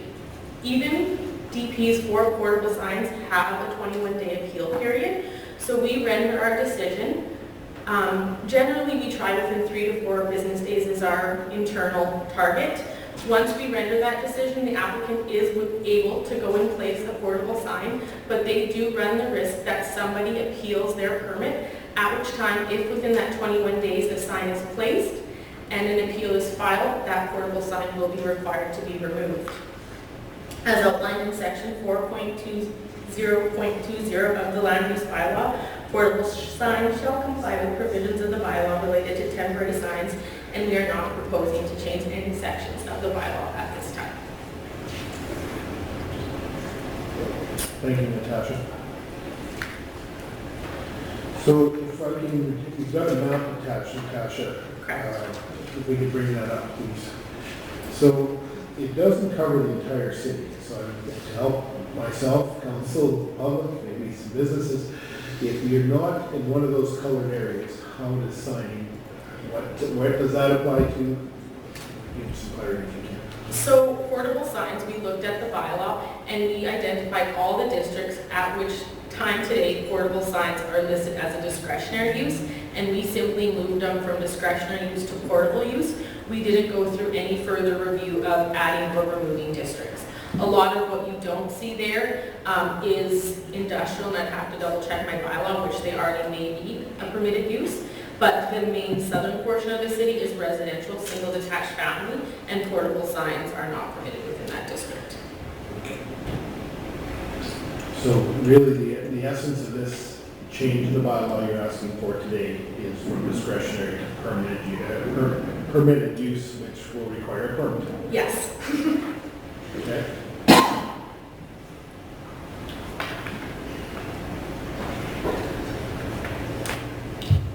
Questions, comments? Councilor. Thank you, Your Worship.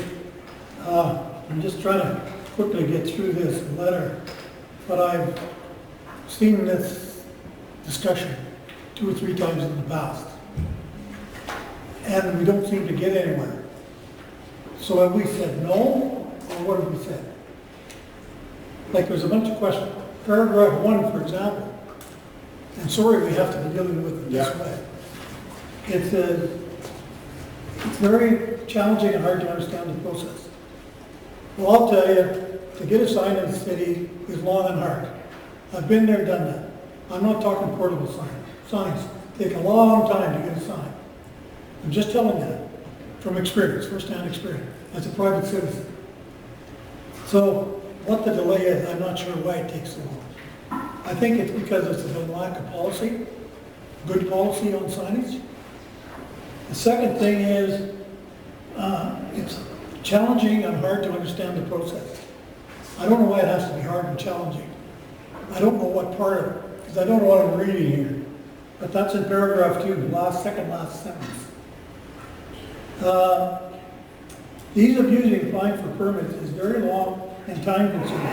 I don't know what long and time consuming is. Like I don't know what time consuming means to this gentleman. Does it mean 2 days, or does it mean 2 weeks, or 2 months?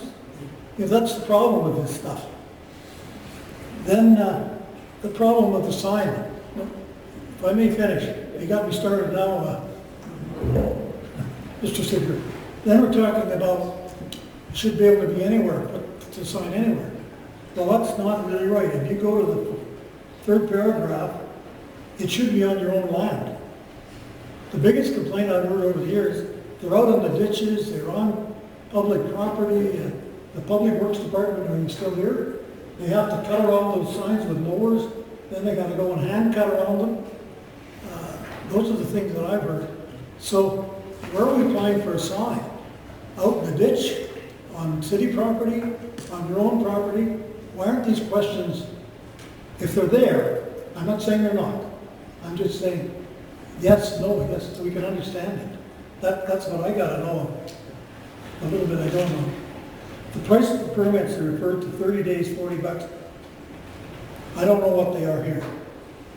I just don't know what they are. They different than this? 60, 40? Thank you, Councillor Baker. So as it sits today, to apply for a sign as a discretionary use, it would cost you $350. The cost is a little bit more there because we have legislative advertising we need to do. But through this bylaw amendment, by reducing it to, by changing it to a permitted use, the application fee will be reduced to $100, and that will grant you 1 year of that portable sign with the cooling off period. I think that portable signs are what they were designed for, portable signs. They're not year-round advertising signs, in my opinion. There's something you put on the boulevard when you're gonna have a sale, but there's signs that have been stuck up and they've been out there for a year or two. I don't know what the rules are anymore. And not in all zones concluded, so does that mean residential zones and everything, or what does that mean to you? Like, I'm just reading the letter. So Councillor, I appreciate all your comments and questions, and I think that in conversation with the city clerk, would it make sense that we believe that there's several questions here, but they are around the bylaw, but they don't directly affect this bylaw. I'd like to ask the administration to prepare a report back to council on the questions and comments that have been raised by this individual, so that we can actually look at that, because it's around the bylaw, but it's not directly related to the text amendment that's being proposed. It answers a couple questions because he does talk about fees from that perspective, but I don't want to lead this in particular direction, but I think it would be advantageous because we all have got this at the same time this morning, so I would ask that administration answer some of the questions and comments here and report back to council, but at the same time allow us to deal with this. And I think it'll answer some of your questions in what we're doing today, because as Natasha mentioned, the only areas that are affected by what we're proposing is what's marked out as such in the big map on the wall. So it isn't residential. Residential is not involved in that. It does deal with the pricing issue that was raised that way, but I think there's more to this kind of dives in, because I believe this has been an issue for some time from administration, and as you've mentioned, each has their own opinion of advertising and how long a portable sign and so forth. And there is the questions asked. The administration can comment about owned land, leased land, rented land, and then there's the individual providing the sign itself. And it gets very interesting because there's a lot of pieces to this, and I don't want to start to debate it, but I'd rather let administration bring us back a report, and then we can go through this a little further. To a GPC, I think would be the best place to provide that information to council in the open format. Council is agreeable to that. Well, Your Worship, the individual here will be probably putting signs on many people's lands. So if he has trouble contacting the owner of those lands, I guess the guy leasing the property should maybe get permission from the land the guy he's leasing from, and then take it to the sign guy. But those are the questions. I think it's unjust or unfair to have this on the council table, asking, I mean, I'm not blaming you guys, I understand that you should have, to even have to debate or make a decision on this until we get all the facts. Well, I think that we're confusing.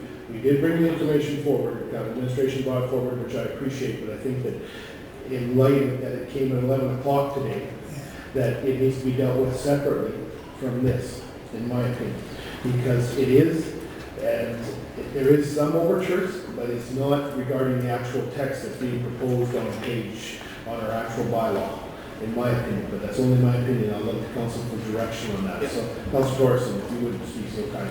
Yeah, thank you, Your Worship. So, at the end of the day, the text amendment to the bylaw is going to change this from a discretionary use to a permitted use, which is going to improve the timing and is going to reduce the cost to be able to do it. Hopefully, in the end, also getting better compliance with our bylaws and ensuring that they've been appropriately reviewed and put in the right spots. So, at the end of the day, what I'm reading in here, one of the main things, in summary, change discretionary use to permitted use. That's what we're doing here today. If there's other things within this document that maybe need a little bit of a look at, or if someone, even if this person is maybe, and I don't know, I don't know whether it's true or not, but maybe they're not fully informed on every single part and piece within the bylaw, or maybe there's a misunderstanding. So there's probably some follow-up that needs to be done either by members of council after we get all the information we need to be able to answer those questions, or with administration directly. But at the end of the day, we are doing some of the things that are being suggested by the letter we received. And the only thing that really relates to what we're discussing today is whether or not this ought to be permitted use or discretionary use, which is what's on the table right now. And I'm saying it's a great idea to change it to permitted use, to take some of the regulatory burden away from these portable signs, because they are common, they're happening all the time. Let's not make it more complicated, more difficult for people than it has to be, or more expensive than it has to be, because you're going to get less likelihood of compliance with the laws if you make them too difficult to follow. Thank you. Well said. You pretty much summed I up. think that's it. Does that work for you, Councilor Baker? Oh, sorry. Yeah, further to that, we are doing a full review of the land use bylaw, which will open up the document again. I'm not sure the timelines on that, but we are doing a full review, so Councilor Torres is right, this is a short term, I guess you want to call it that, but we are looking at the full land use bylaw as a whole, which I believe is later this year. Yeah, administration by the end of July has committed to completing our side of the review, at which point we'll go to the public, contractors, landowners, and seek their input, and then from there forward we'll bring a proposed amendment forward to council. So the thing you're only telling us today is one item, is that what you're saying?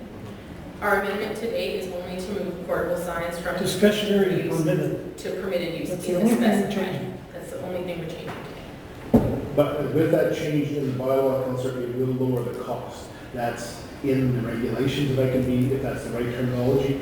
We're changing the bylaw from, proposing to change it from discretionary to permitted. Once that happens, then it changes the costing on the policy, or the regulations or policies that go with it. Your worship, the fees will reduce from $350 down to $100. The timeline to get a permit approved will also be reduced because of the removal of the advertising requirement. How many days?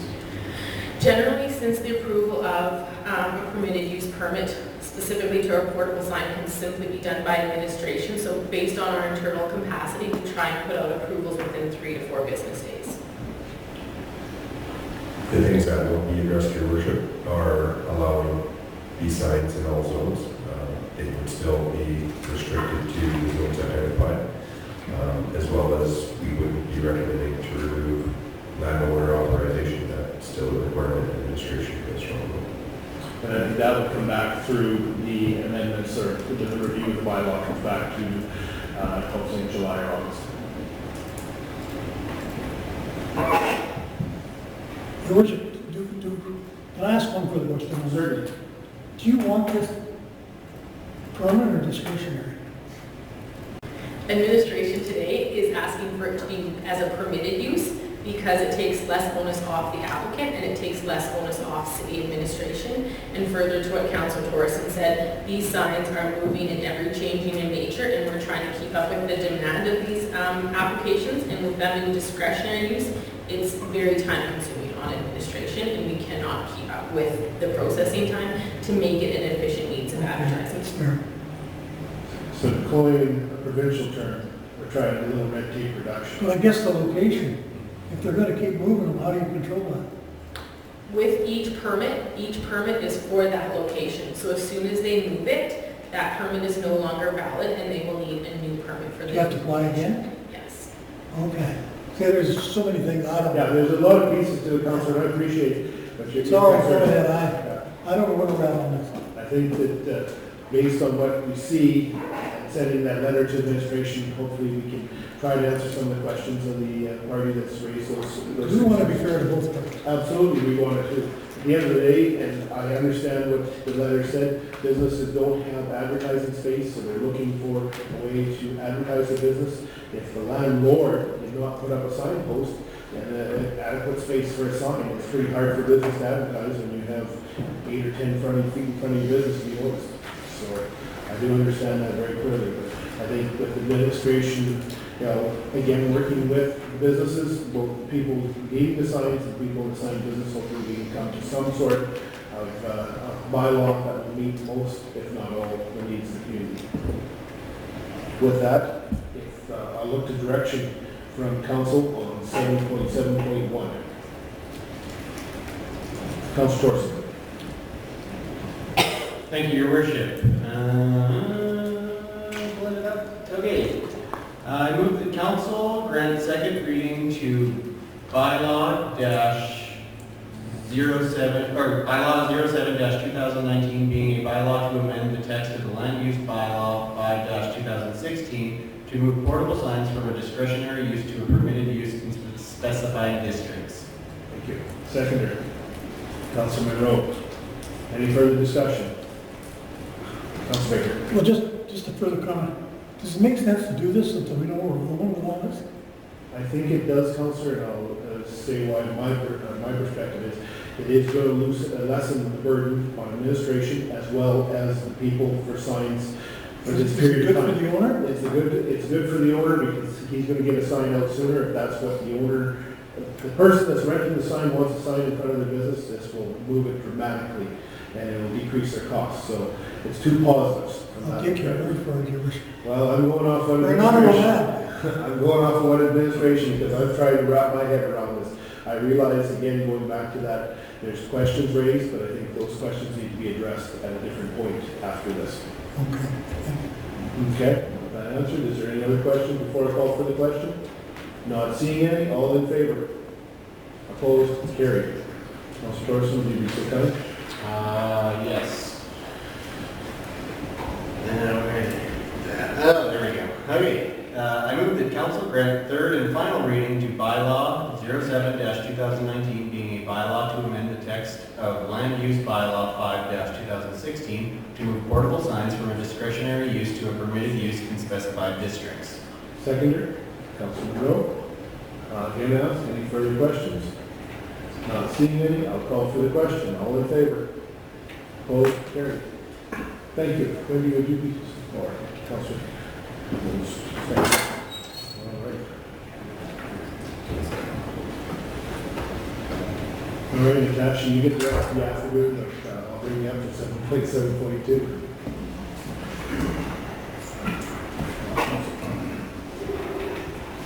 Thank you, Your Worship. We're here to ask that council grant second and third reading to bylaw 8/2009, being a bylaw to amend the text of land use bylaw 5/2016 under section 4.15.4 parking space and drive aisle dimensions. In 2016, when our land use bylaw review was done, parking stall length was increased from increased to 6.4 meters from 5.5 meters in length. This has posed a little bit of a challenge for large-scale developments within the city. Administration has advised that while anybody can apply for this amendment, it is intended for this regulation to be used towards large-scale developments requiring a significant number of stalls. This reduction will only be granted by the development officer if the supporting documents can prove that this reduction will not impose any negative impacts on the development or adjacent lands. As outlined in section 4.15 of the land use bylaw 5/2016, all development shall comply with the provisions of the bylaw related to parking and loading, and no other sections are proposed to change at this time. Thank you, Natasha. Questions, comments?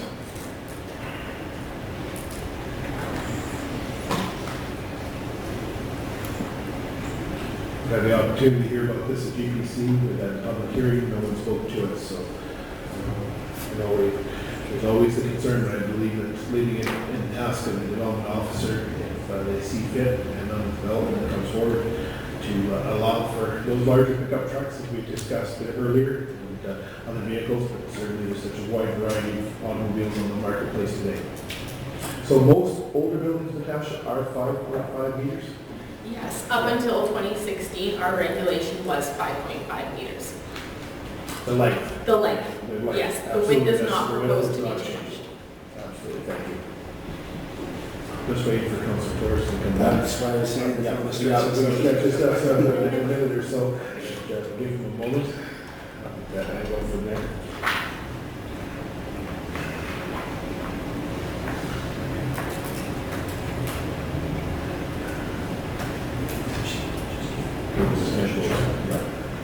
You can go over.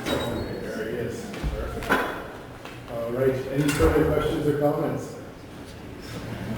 Not seeing any, I'll look for direction for city council regarding 7.7.2. That is the text amendments to the land use bylaw 5-2016, parking space and drive aisle dimensions. Councilor Monroe. Yeah, I just want to make sure it's clear. So we did have a bit of time to see this in GPC, and at the end of the day, this particular zone hasn't been even used yet, correct? Sorry, this will be amendment that pertains to the bylaw as a whole. So whenever that is required, it's intended to be targeted towards large-scale developments, but any applicant can apply for us to reduce the length of the stalls for their overall development. Within that particular type of... It is not a specific development, so whether it be C1, C2, C3, C4, C5, any district can apply for this amendment.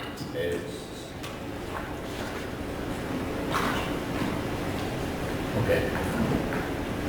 Yeah, for some reason I was under the impression that this is kind of the first instance where it's come up since we had the new land use bylaw, whereas everything else was basically rezoned to highway commercial, that this could have applied to. I think you're jumping ahead to the report pertaining to It's this. never happened before, so I don't believe you. Okay.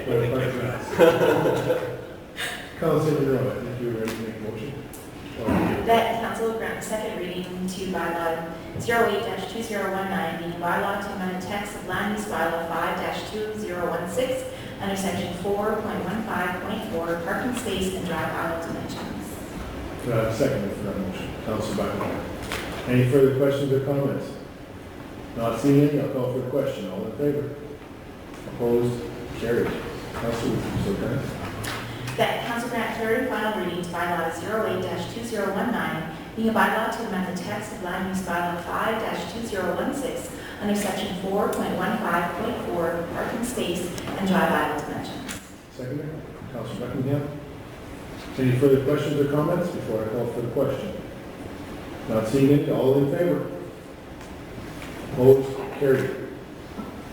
Moving on to 7.7.3. Thank you, Your Worship. We're here to ask Council to grant second and third reading to bylaw 9/2019, being a bylaw to approve the Lakeside Area Structure Plan. Prior to Council considering zoning and subdivision in newly development areas, Council must by bylaw adopt an area structure plan in accordance with the provisions of Part 17 of the MGA. This area structure plan has been worked on between the developer and administration over the last few months, and we've gone through the necessary review period. Administration is recommending that the Lakeside ASP be approved by Council as the necessary work has been completed to the satisfaction of planning and engineering to demonstrate that the development is functional and will not pose any negative impacts to adjacent lands. Before Council, you have the bylaw, which will be approved, and in essence behind that we have a water, a stormwater, and a sanitary and a transportation study endorsed by their engineer. Since first reading was completed, only minor grammatical changes have been made to the Lakeside ASP. One statement has been added to section 3.2.5, Parks and Open Space, surrounding the naming of the multi-use trail system within Lakeside. It is the intent of the developer that this active transportation network be named after Lloydminster's Robinson family. As former owners of the land Lakeside is located on, the Robinson family has called Lloydminster their home for the last 100 years. First moving to the area in 1919, the Robinson family has relocated several times over the past century in order to allow for Lloydminster's continued growth and development. By acknowledging this multi-use trail system in their name, the developer feels as though it would be appropriate recognition of their contribution to Lloydminster's growth. The developer would be responsible to provide all signage associated with this commemorative name in the style and feel of the overall neighborhood. All future development of the Lakeside area will be required to comply with the Lakeside ASP once approved. Thank you, Natasha. Questions or comments? Councilor Torres. Thank you, Your Worship. Well, we've had, a lot of time to see and hear about the ASP overall. I just had a question just on this newest edition as far as the naming rights things. I was under the impression that there's some kind of specific city policy that relates to naming streets and things like that. I don't know about trail systems and whether or not this is still following with everything that we do.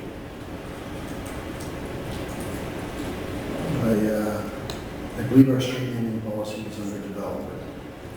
I think we have a previous one, but I'm not sure what it would sit at for the I'll ask Marilyn to look at that something for me. That's a good question. Yeah. I know the streets were covered, but I'm not sure about trails and things like that, so we'll look for direction from administration. Yeah, I would just actually echo that inquiry as well. That's the first thing that popped up to me with that amendment, because I recall specifically about the street naming. So that would be the one thing that popped to me.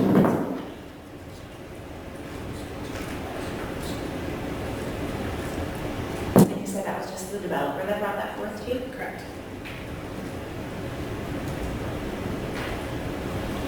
Josh, I might be getting ahead of myself, since we're just waiting on some information. I'll ask this question that they come into a further bylaw. Traffic accommodation, when we make a plan such as what's being proposed as a municipal area structure plan, where does traffic accommodation, when the developer decides to bring forward something, when would that fit into this picture? Or would that be when someone made a development permit application, when would traffic accommodations be looked at?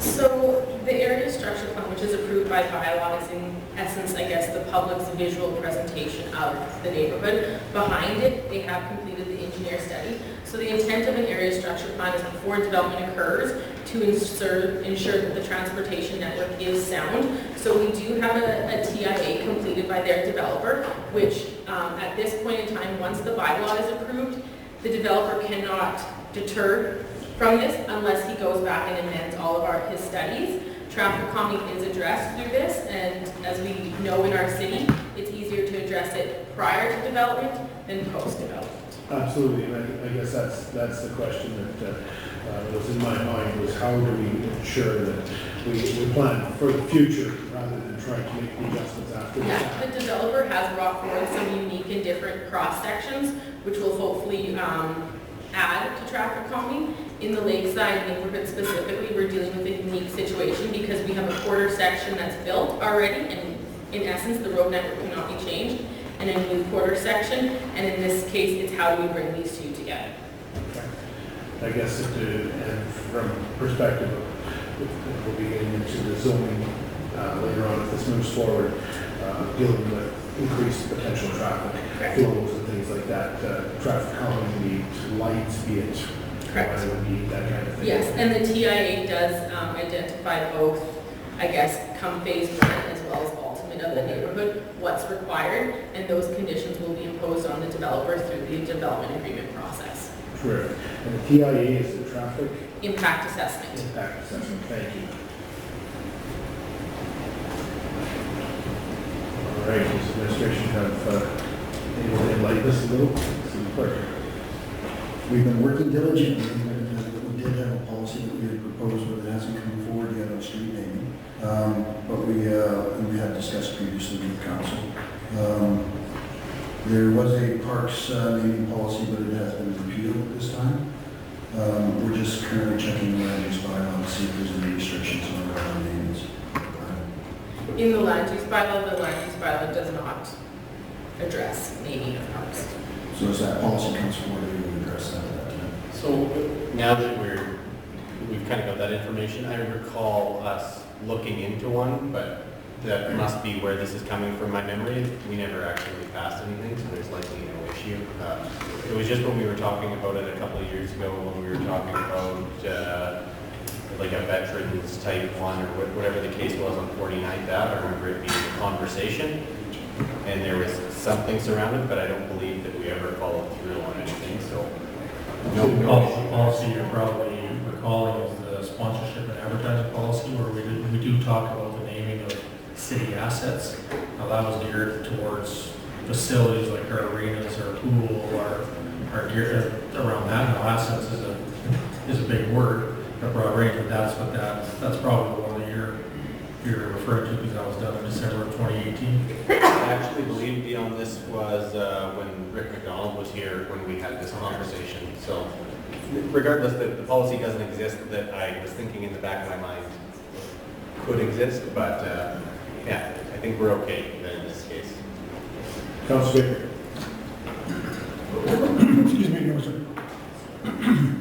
When Ray Nelson Drive was named, which is Highway 16 to 44th Street, City Council approved that. Whether there was a policy or not, I can't remember. But it was unanimous and council approved it. But one thing that they wanted, if I recall, is that it's called Nelson Drive, there's some signs out there, but they wanted the number on the street too, because people can't find their way around. Now you take College Drive, started out to be 59th and 62nd, and it had a big curve in it, and it had 2 or 3 street numbers. And I always got named College Drive, I don't remember. But in any case, I very seldom heard anybody called anything but College Drive.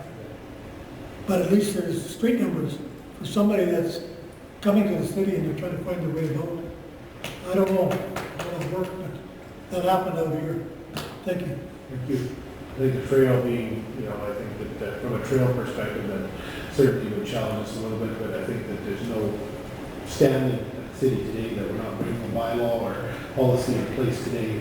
Certainly, it's always good to have a little bit of direction. I think, from a developer's perspective, I appreciate trying to highlight some people that they felt would like to be honored in a way. That certainly opens up some opportunities, I think, for the future. So I think it's not a bad idea until we can come up with a reason it is, I guess. Take a look at it. Councilor.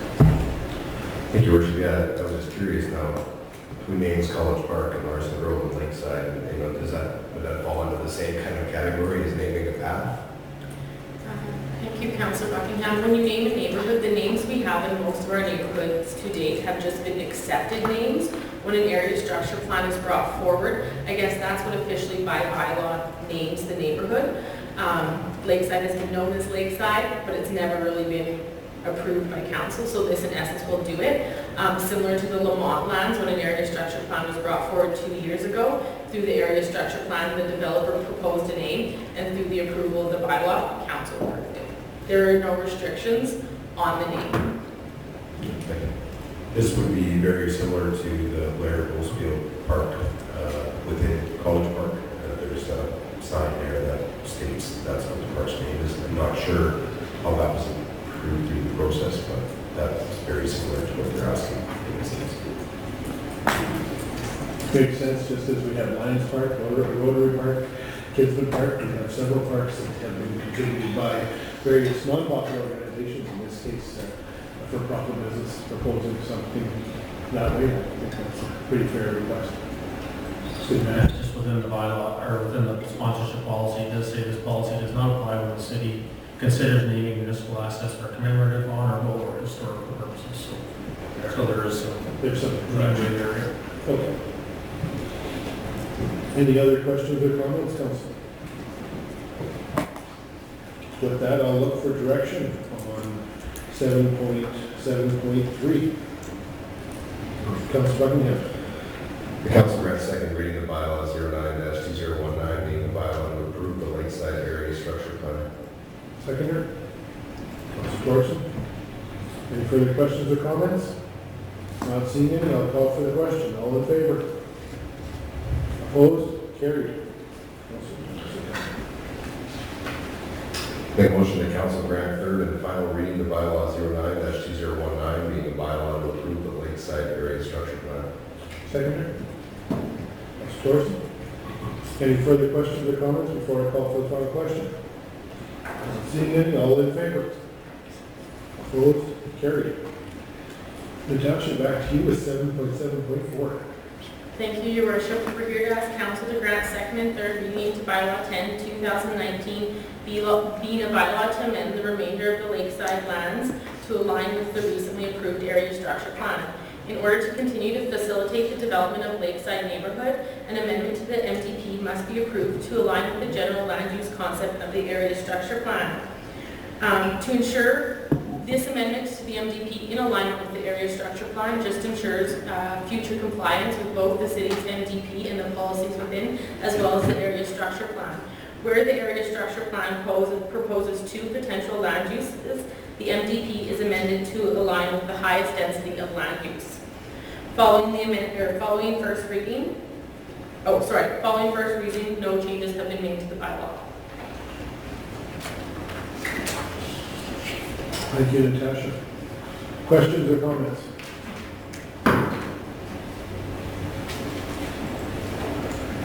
I think for those that are likely in attendance and watching this is a process of a series of bylaws that have to be amended to move forward with a change in development plan for originally conceptual. I think it's a series of steps that we're going through, so just bear with us as we go through these. Is there any comments from council? Not seeing any, I'll look for direction. Councilor Buckingham. The council grants second reading of bylaw 10-2019, being a bylaw to amend approximately 55.85 hectares or 138 acres of Block 3, Block F, Plan 1622841, within the southwest quarter, Section 26, Township 49, Range 01, west of the 4th Meridian. The southwest quarter, Section 26, Township 49, Range 01, west of the 4th Meridian, from future residential to residential, commercial, parks, trails, and open space and institutional. Seconder, Councilor Craig. Any further discussion, comments before I call for the question? Not seeing any, all in favor? Opposed? Carried. Councilor Buckingham. Move the council grant third and final reading of bylaw 10-2019, being a bylaw to amend approximately 55.85 hectares or 138 acres of Block 3, Block F, Plan 1622841, within the southwest quarter, Section 26, Township 49, Range 01, west of the 4th Meridian, and the southwest quarter, Section 26, Township 49, Range 01, west of the 4th Meridian, from future residential to residential, commercial, parks, trails, and open space and institutional. Thank you. Seconder, Councilor Craig. Any further discussion, comments?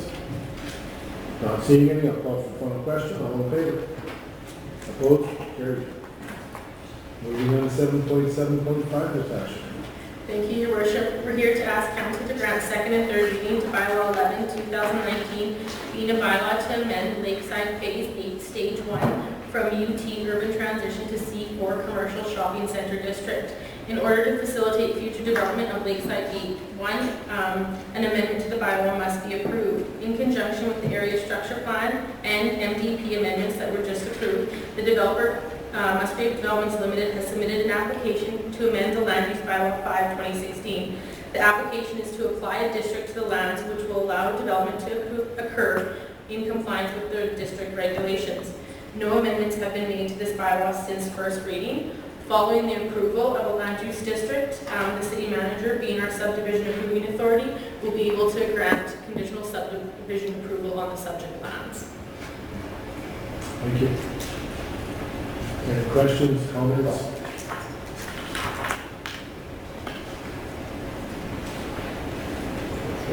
Motion carried. Councilor. The council grants second reading of bylaw 11-2019, being a bylaw to amend approximately 15.37 hectares or 38 acres of part of southwest quarter section Township Road 49, Range 01, west of the 4th Meridian, from UT Urban Transition to C4 Commercial Shopping Center District. Seconded. Councilor Baker. Any further questions or comments? Not seeing any, I'll call for the question. All in favor? Opposed? No. Carried. The council grant third and final reading of bylaw 11-2019, being a bylaw to amend approximately 15.37 hectares or 38 acres of part of southwest quarter section 26, Township 49, Range 1, west of the 4th Meridian, from UT Urban Transition to C4 Commercial Shopping Center District. Second, Councilor Baker. Any further questions or comments? Not seeing any, I'll call for the question. All in favor? Opposed? Carried. Natasha. Thank you, Your Worship. We're here to ask Council to grant second and third reading to bylaw 12, 2019, being a bylaw to amend the text of Land Use Bylaw 5/2016 within the C4 Commercial Shopping Center District.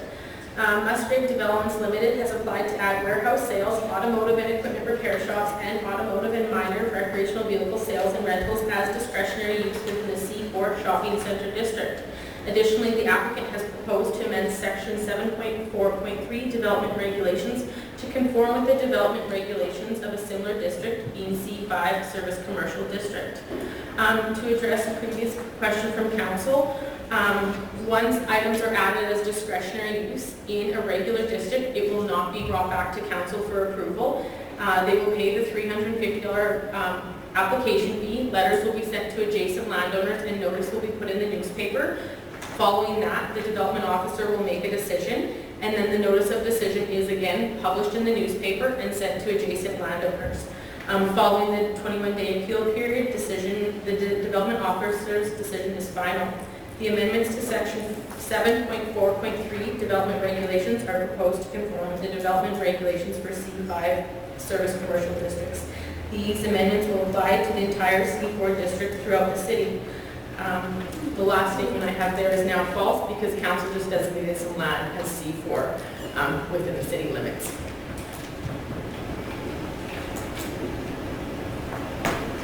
Any questions or comments? Councilor Torres? So I asked this question like 15 minutes ago, but so at the end of the day, this one does not affect anything because the very first property to be designated as C4 just happened 45 seconds ago. So this is the only one that it would affect, and we're already saying that this is basically okay for C5. And when you guys reviewed it, looked at it, you say, well, if it's okay for C5, it probably would work for C4 all the same. Correct. Got it. Thank you. Thank you. Any other questions or comments? Councilor? Your Worship, building bylaws confuse a lot of people. And sometimes the books are thick and hard to read, as we all know. But I was glad to hear, I think it's important to note that the Construction Association had a meeting just recently with His Worship and members of the administration agreed that it's time to move on to this particular event, right? I think you're one of them. Yeah.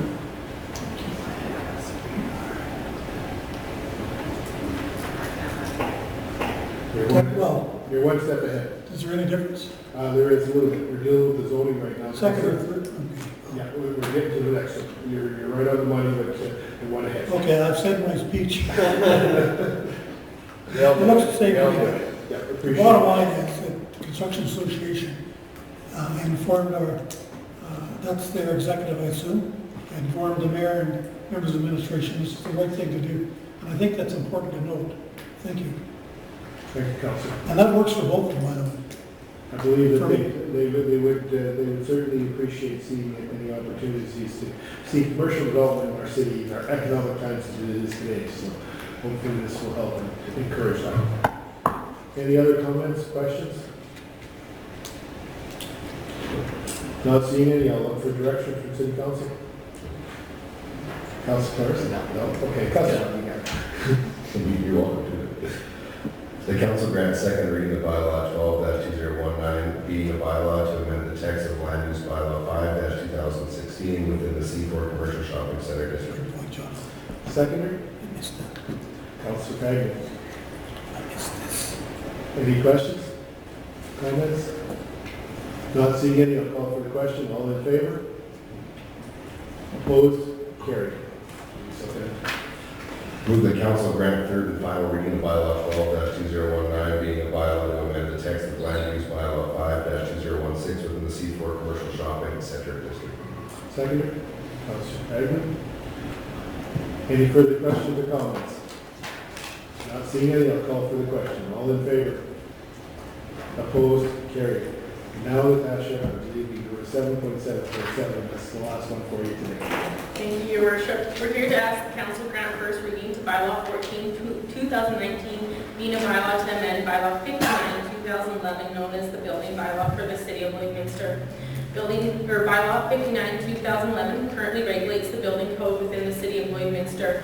The city of Lloydminster currently enforces the 2005 National Building Code, which puts the city behind industry norms in municipalities across the country. The latest version of the NBC was amended in 2015. Following review in comparison with other municipalities, the City of Lloydminster is proposing to adhere to the 2015 National Building Code and the 2017 National Energy Code. Additionally, after discussion with legal, it was determined that there was some unclarities in regards to which act was followed in the city. Bylaw 14, 2019 will clarify this aspect. The Uniform Building and Accessibility Standards will apply to all lands within the city located in the province of Saskatchewan, and the Safety Codes Act will apply to all land within the City of Lloydminster located in Alberta. Based on the proposed amendment to the bylaw, this bylaw will come into force in effect on January 1st, 2020, allowing people to have a transition and a grace period in this time. Thank you, Natasha. Questions or comments? Councilor Thorson. Thank you, Your Worship. Just as far as how this grace period would work, so I'm assuming any development permit purchased or applied for prior to that date would be under the standards in effect on that date. So even if you purchased it on December 1st, 2019, that's the standard that's in effect whenever the project's complete. Correct. So when the permit is applied for, well, there's the two, there's the building permit, but this specifically pertains to, this pertains to the building permit. Any building permits issued on or after January 1st, 2020 will be required to adhere to the 2015 and the National Building Code and the 2017 Energy Code. But if you apply on, say, December 31st, you'll fall under the old bylaw. Okay. Yeah. I just want to say at the end of the day, I think that this is a move in the right direction of trying to get at least closer back to standard of what the rest of the country is kind of doing in terms of, you know, building practices, building materials, and everything else that goes with that. Is it going to be perfect at this stage? I don't know. Maybe the 2005 was the perfect building code, and we were the only ones who had it figured out. That we should really stay on that one. But at the end of the day, I think it's good for us to just keep our standards, continue to keep our standards high. Thank you, Councillor Thorson. Additionally, the bylaw 14/2019 is written as amended from time to time within the province of Saskatchewan. So every time the province of Saskatchewan accepts the new code, we as the City of Lloydminster as a whole will do that as well. Okay. Appreciate that, Natasha. I think that this now moves that to a little bit more regular update that we discussed with the Construction Association, because it continuously rotates, and they certainly play a part in it from their perspective. It made sense from the perspective that they're not constantly coming back and being behind the code too far, but kind of staying with the code as it moves. And as the Construction Association indicated during our meeting, Councilor Baker, you alluded to, it's not perfect, but by no means it's where there is new technologies that are warranted, and the opportunity to improve energy efficiency, as we hear about so often. It's great to take advantage of that and ensure that our homes are built to a relative, and businesses are built to as good a spec as they can be built. Councilor Baker. Your Worship, I'm not so sure where I went off track here, but when the building inspector spoke to us a week ago about this building code, I asked specifically what the changes were between the last building code and this building code. And he said there's only one thing: they're removing the thickness of the insulation under the concrete slabs. So help me out here. What's different than that? I don't have an answer for you directly, Councillor, because he's the expert in that. No, but I asked the question because that's what he said in this room. I believe you're right. I think what he was, as an example, I think he was referring to specifically, correctly if I'm wrong, is it the energy code that he was referring to at that time? That was the energy code from 15, I think we were going from 15 to 17. But I thought that was the only thing that changed. That is basically the only thing that changed in the energy code. That's what I understood. He was referring to the first thing that came to mind. Yeah. I don't believe that was the only thing that changed. One of the other really important things that he said changed was all the climate data that was included in the first energy code was all updated and reviewed. Are you sure of that? That is what he said. So we checked the tapes. Thank you for your question. So his example was just one of many. The list of changes from the 2010 to the 2015 National Building Code is extensive. We have reached out to many agencies, provincial organizations to find a summary of changes from the 2005 to 2015. However, unfortunately, that documentation is not available because everybody else went from 2005 to the 2010 and then the 2010 to the 2015 National Building Code. We have got our hands on some summary documents of changes from 2005 to 2010, 2010 to 15, and they are extensive. If they want to be shared with council, we can definitely disperse those. But as for a summary list of changes, that was from 2005 to 2015, that was never completed. Because we are the only municipality going from 2005 directly to 2015 National Building Code. I guess my notes are wrong. I said the National Energy Code from 2017. We talked about that. Yeah, I believe that's what you did. And the building code, we were changing from 15, they're using 15 now, right? We're using 2005 to date. But you want to go to 15? Correct. Okay. And I asked what the changes were in the building code. And that's the only thing he said. I think he gave one example, the actual list of changes. I didn't ask for one example. I said, do you have a list of changes? There has been organizations complete summaries. They, like I said, the documents are extensive. City administration has not gone through them line for line. We've accepted it as best practice. If council would like to see the entire summary documents, they could be shared. I guess I wonder if the building association knows what all the changes are. But I'll look into that. Thank you. Councillor, I can try to answer that. I think that because what I understood, and the city manager and the executive manager saying, I attended that meeting with the construction association. Today, the building code is already in place on the Alberta side of the, outside the city, on all of Alberta, to the Alberta Building Code 2018, 2019. 2019. Everything on the other side of the city, on the Saskatchewan side, once you leave the city, is at National Building Code 2015. Our municipality is the only one left in the middle, and that's where we. I wonder if I get mixed up. Exactly. So what's happened is, and if I can try to summarize this correctly, if I'm wrong, Cash and City Manager, we haven't kept pace with that building code. There was some discussions regarding that we were trying to be advantageous, but because we've missed 2 jumps on the Saskatchewan side, and we haven't, in that perspective, so that's what we're doing, is getting it up to date to the 2015 today, is what we're proposing. We're in 215 on Alberta side. We would apply the 2015 National Building Code on the Alberta side of the city, even though if you were on the outskirts of the city, it would be the Alberta Code 2019 we would have to meet. So we're trying to keep that consistency across the city, and acceptable being 2015 National Building Code, and if it changes in 2020 or 2021, then we'll update at that time.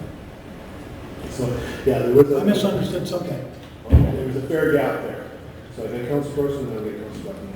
Thank you, Your Worship. At the end of the day, we're doing first reading today, so I think it would be useful information as far as, some of what the more substantive changes are, if we can get the document together that says what's the difference between 2010 and 2005, and then what's the difference between 2015 and 2010, at least to get a ballpark of what we're talking about and what the overall effects will be. I think that would likely be handy for us and possibly our builders if they only do work in Lloydminster proper and haven't done any work outside of the city in the last few years. Because if they have done any outside of our city, they would have had to have followed those other building codes. Thank you, Councilor Torson. And we have checked in with our home builders as well as most of our drafts people who do the drawings for builders. And about 90–95% of our builders are already drafting and constructing to a more current standard.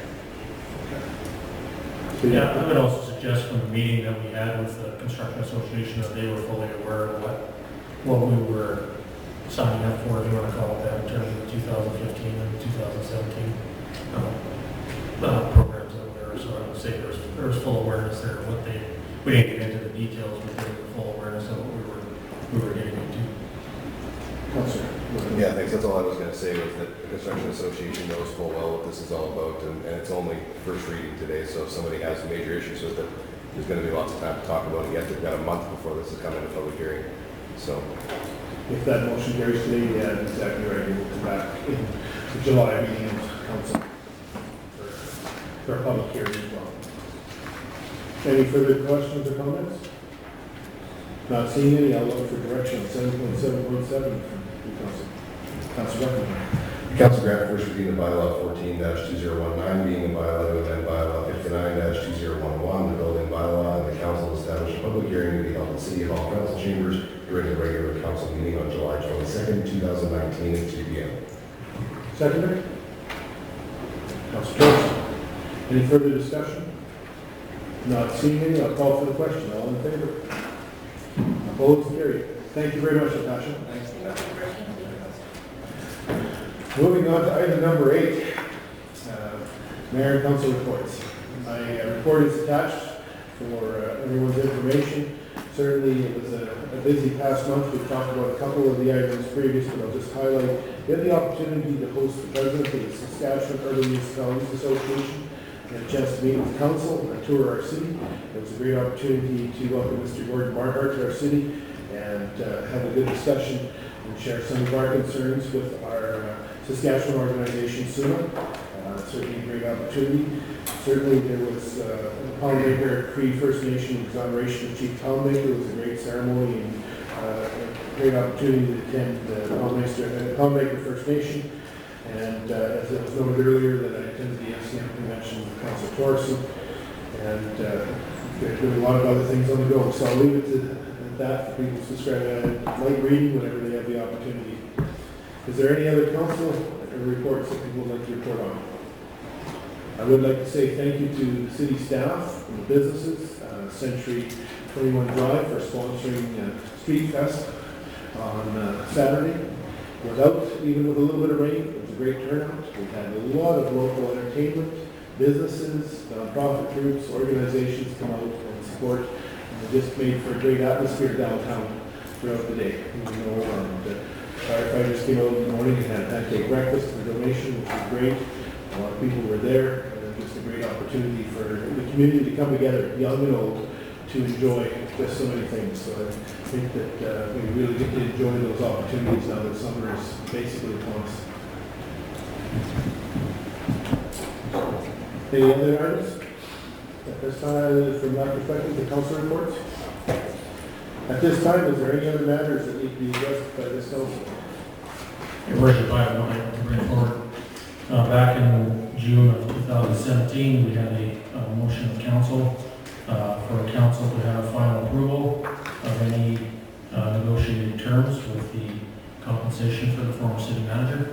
At this time, I require an authorization. I would like, because it's an HR matter, for authorization to be transferred to myself as city manager, as recommended by our legal counsel, to resolve all litigation matters relating to the former city manager. Councilor Torres? I will make that motion. I move that council authorize the current city manager to resolve all litigation matters related to the former CAO/city manager as recommended by the city's legal counsel. Second. Councilor Buckingham? Any further discussion? Not seeing any, I'll ask for the question. All in favor? Opposed? Carried. Any other matters? I'll look to inquiries from the media. Thank you, Your Worship. I have requested from the media for yourself, Mayor Elders, and Councilor Buckingham. Thank you very much. I will look to council for direction on the recess. Councilor Craig.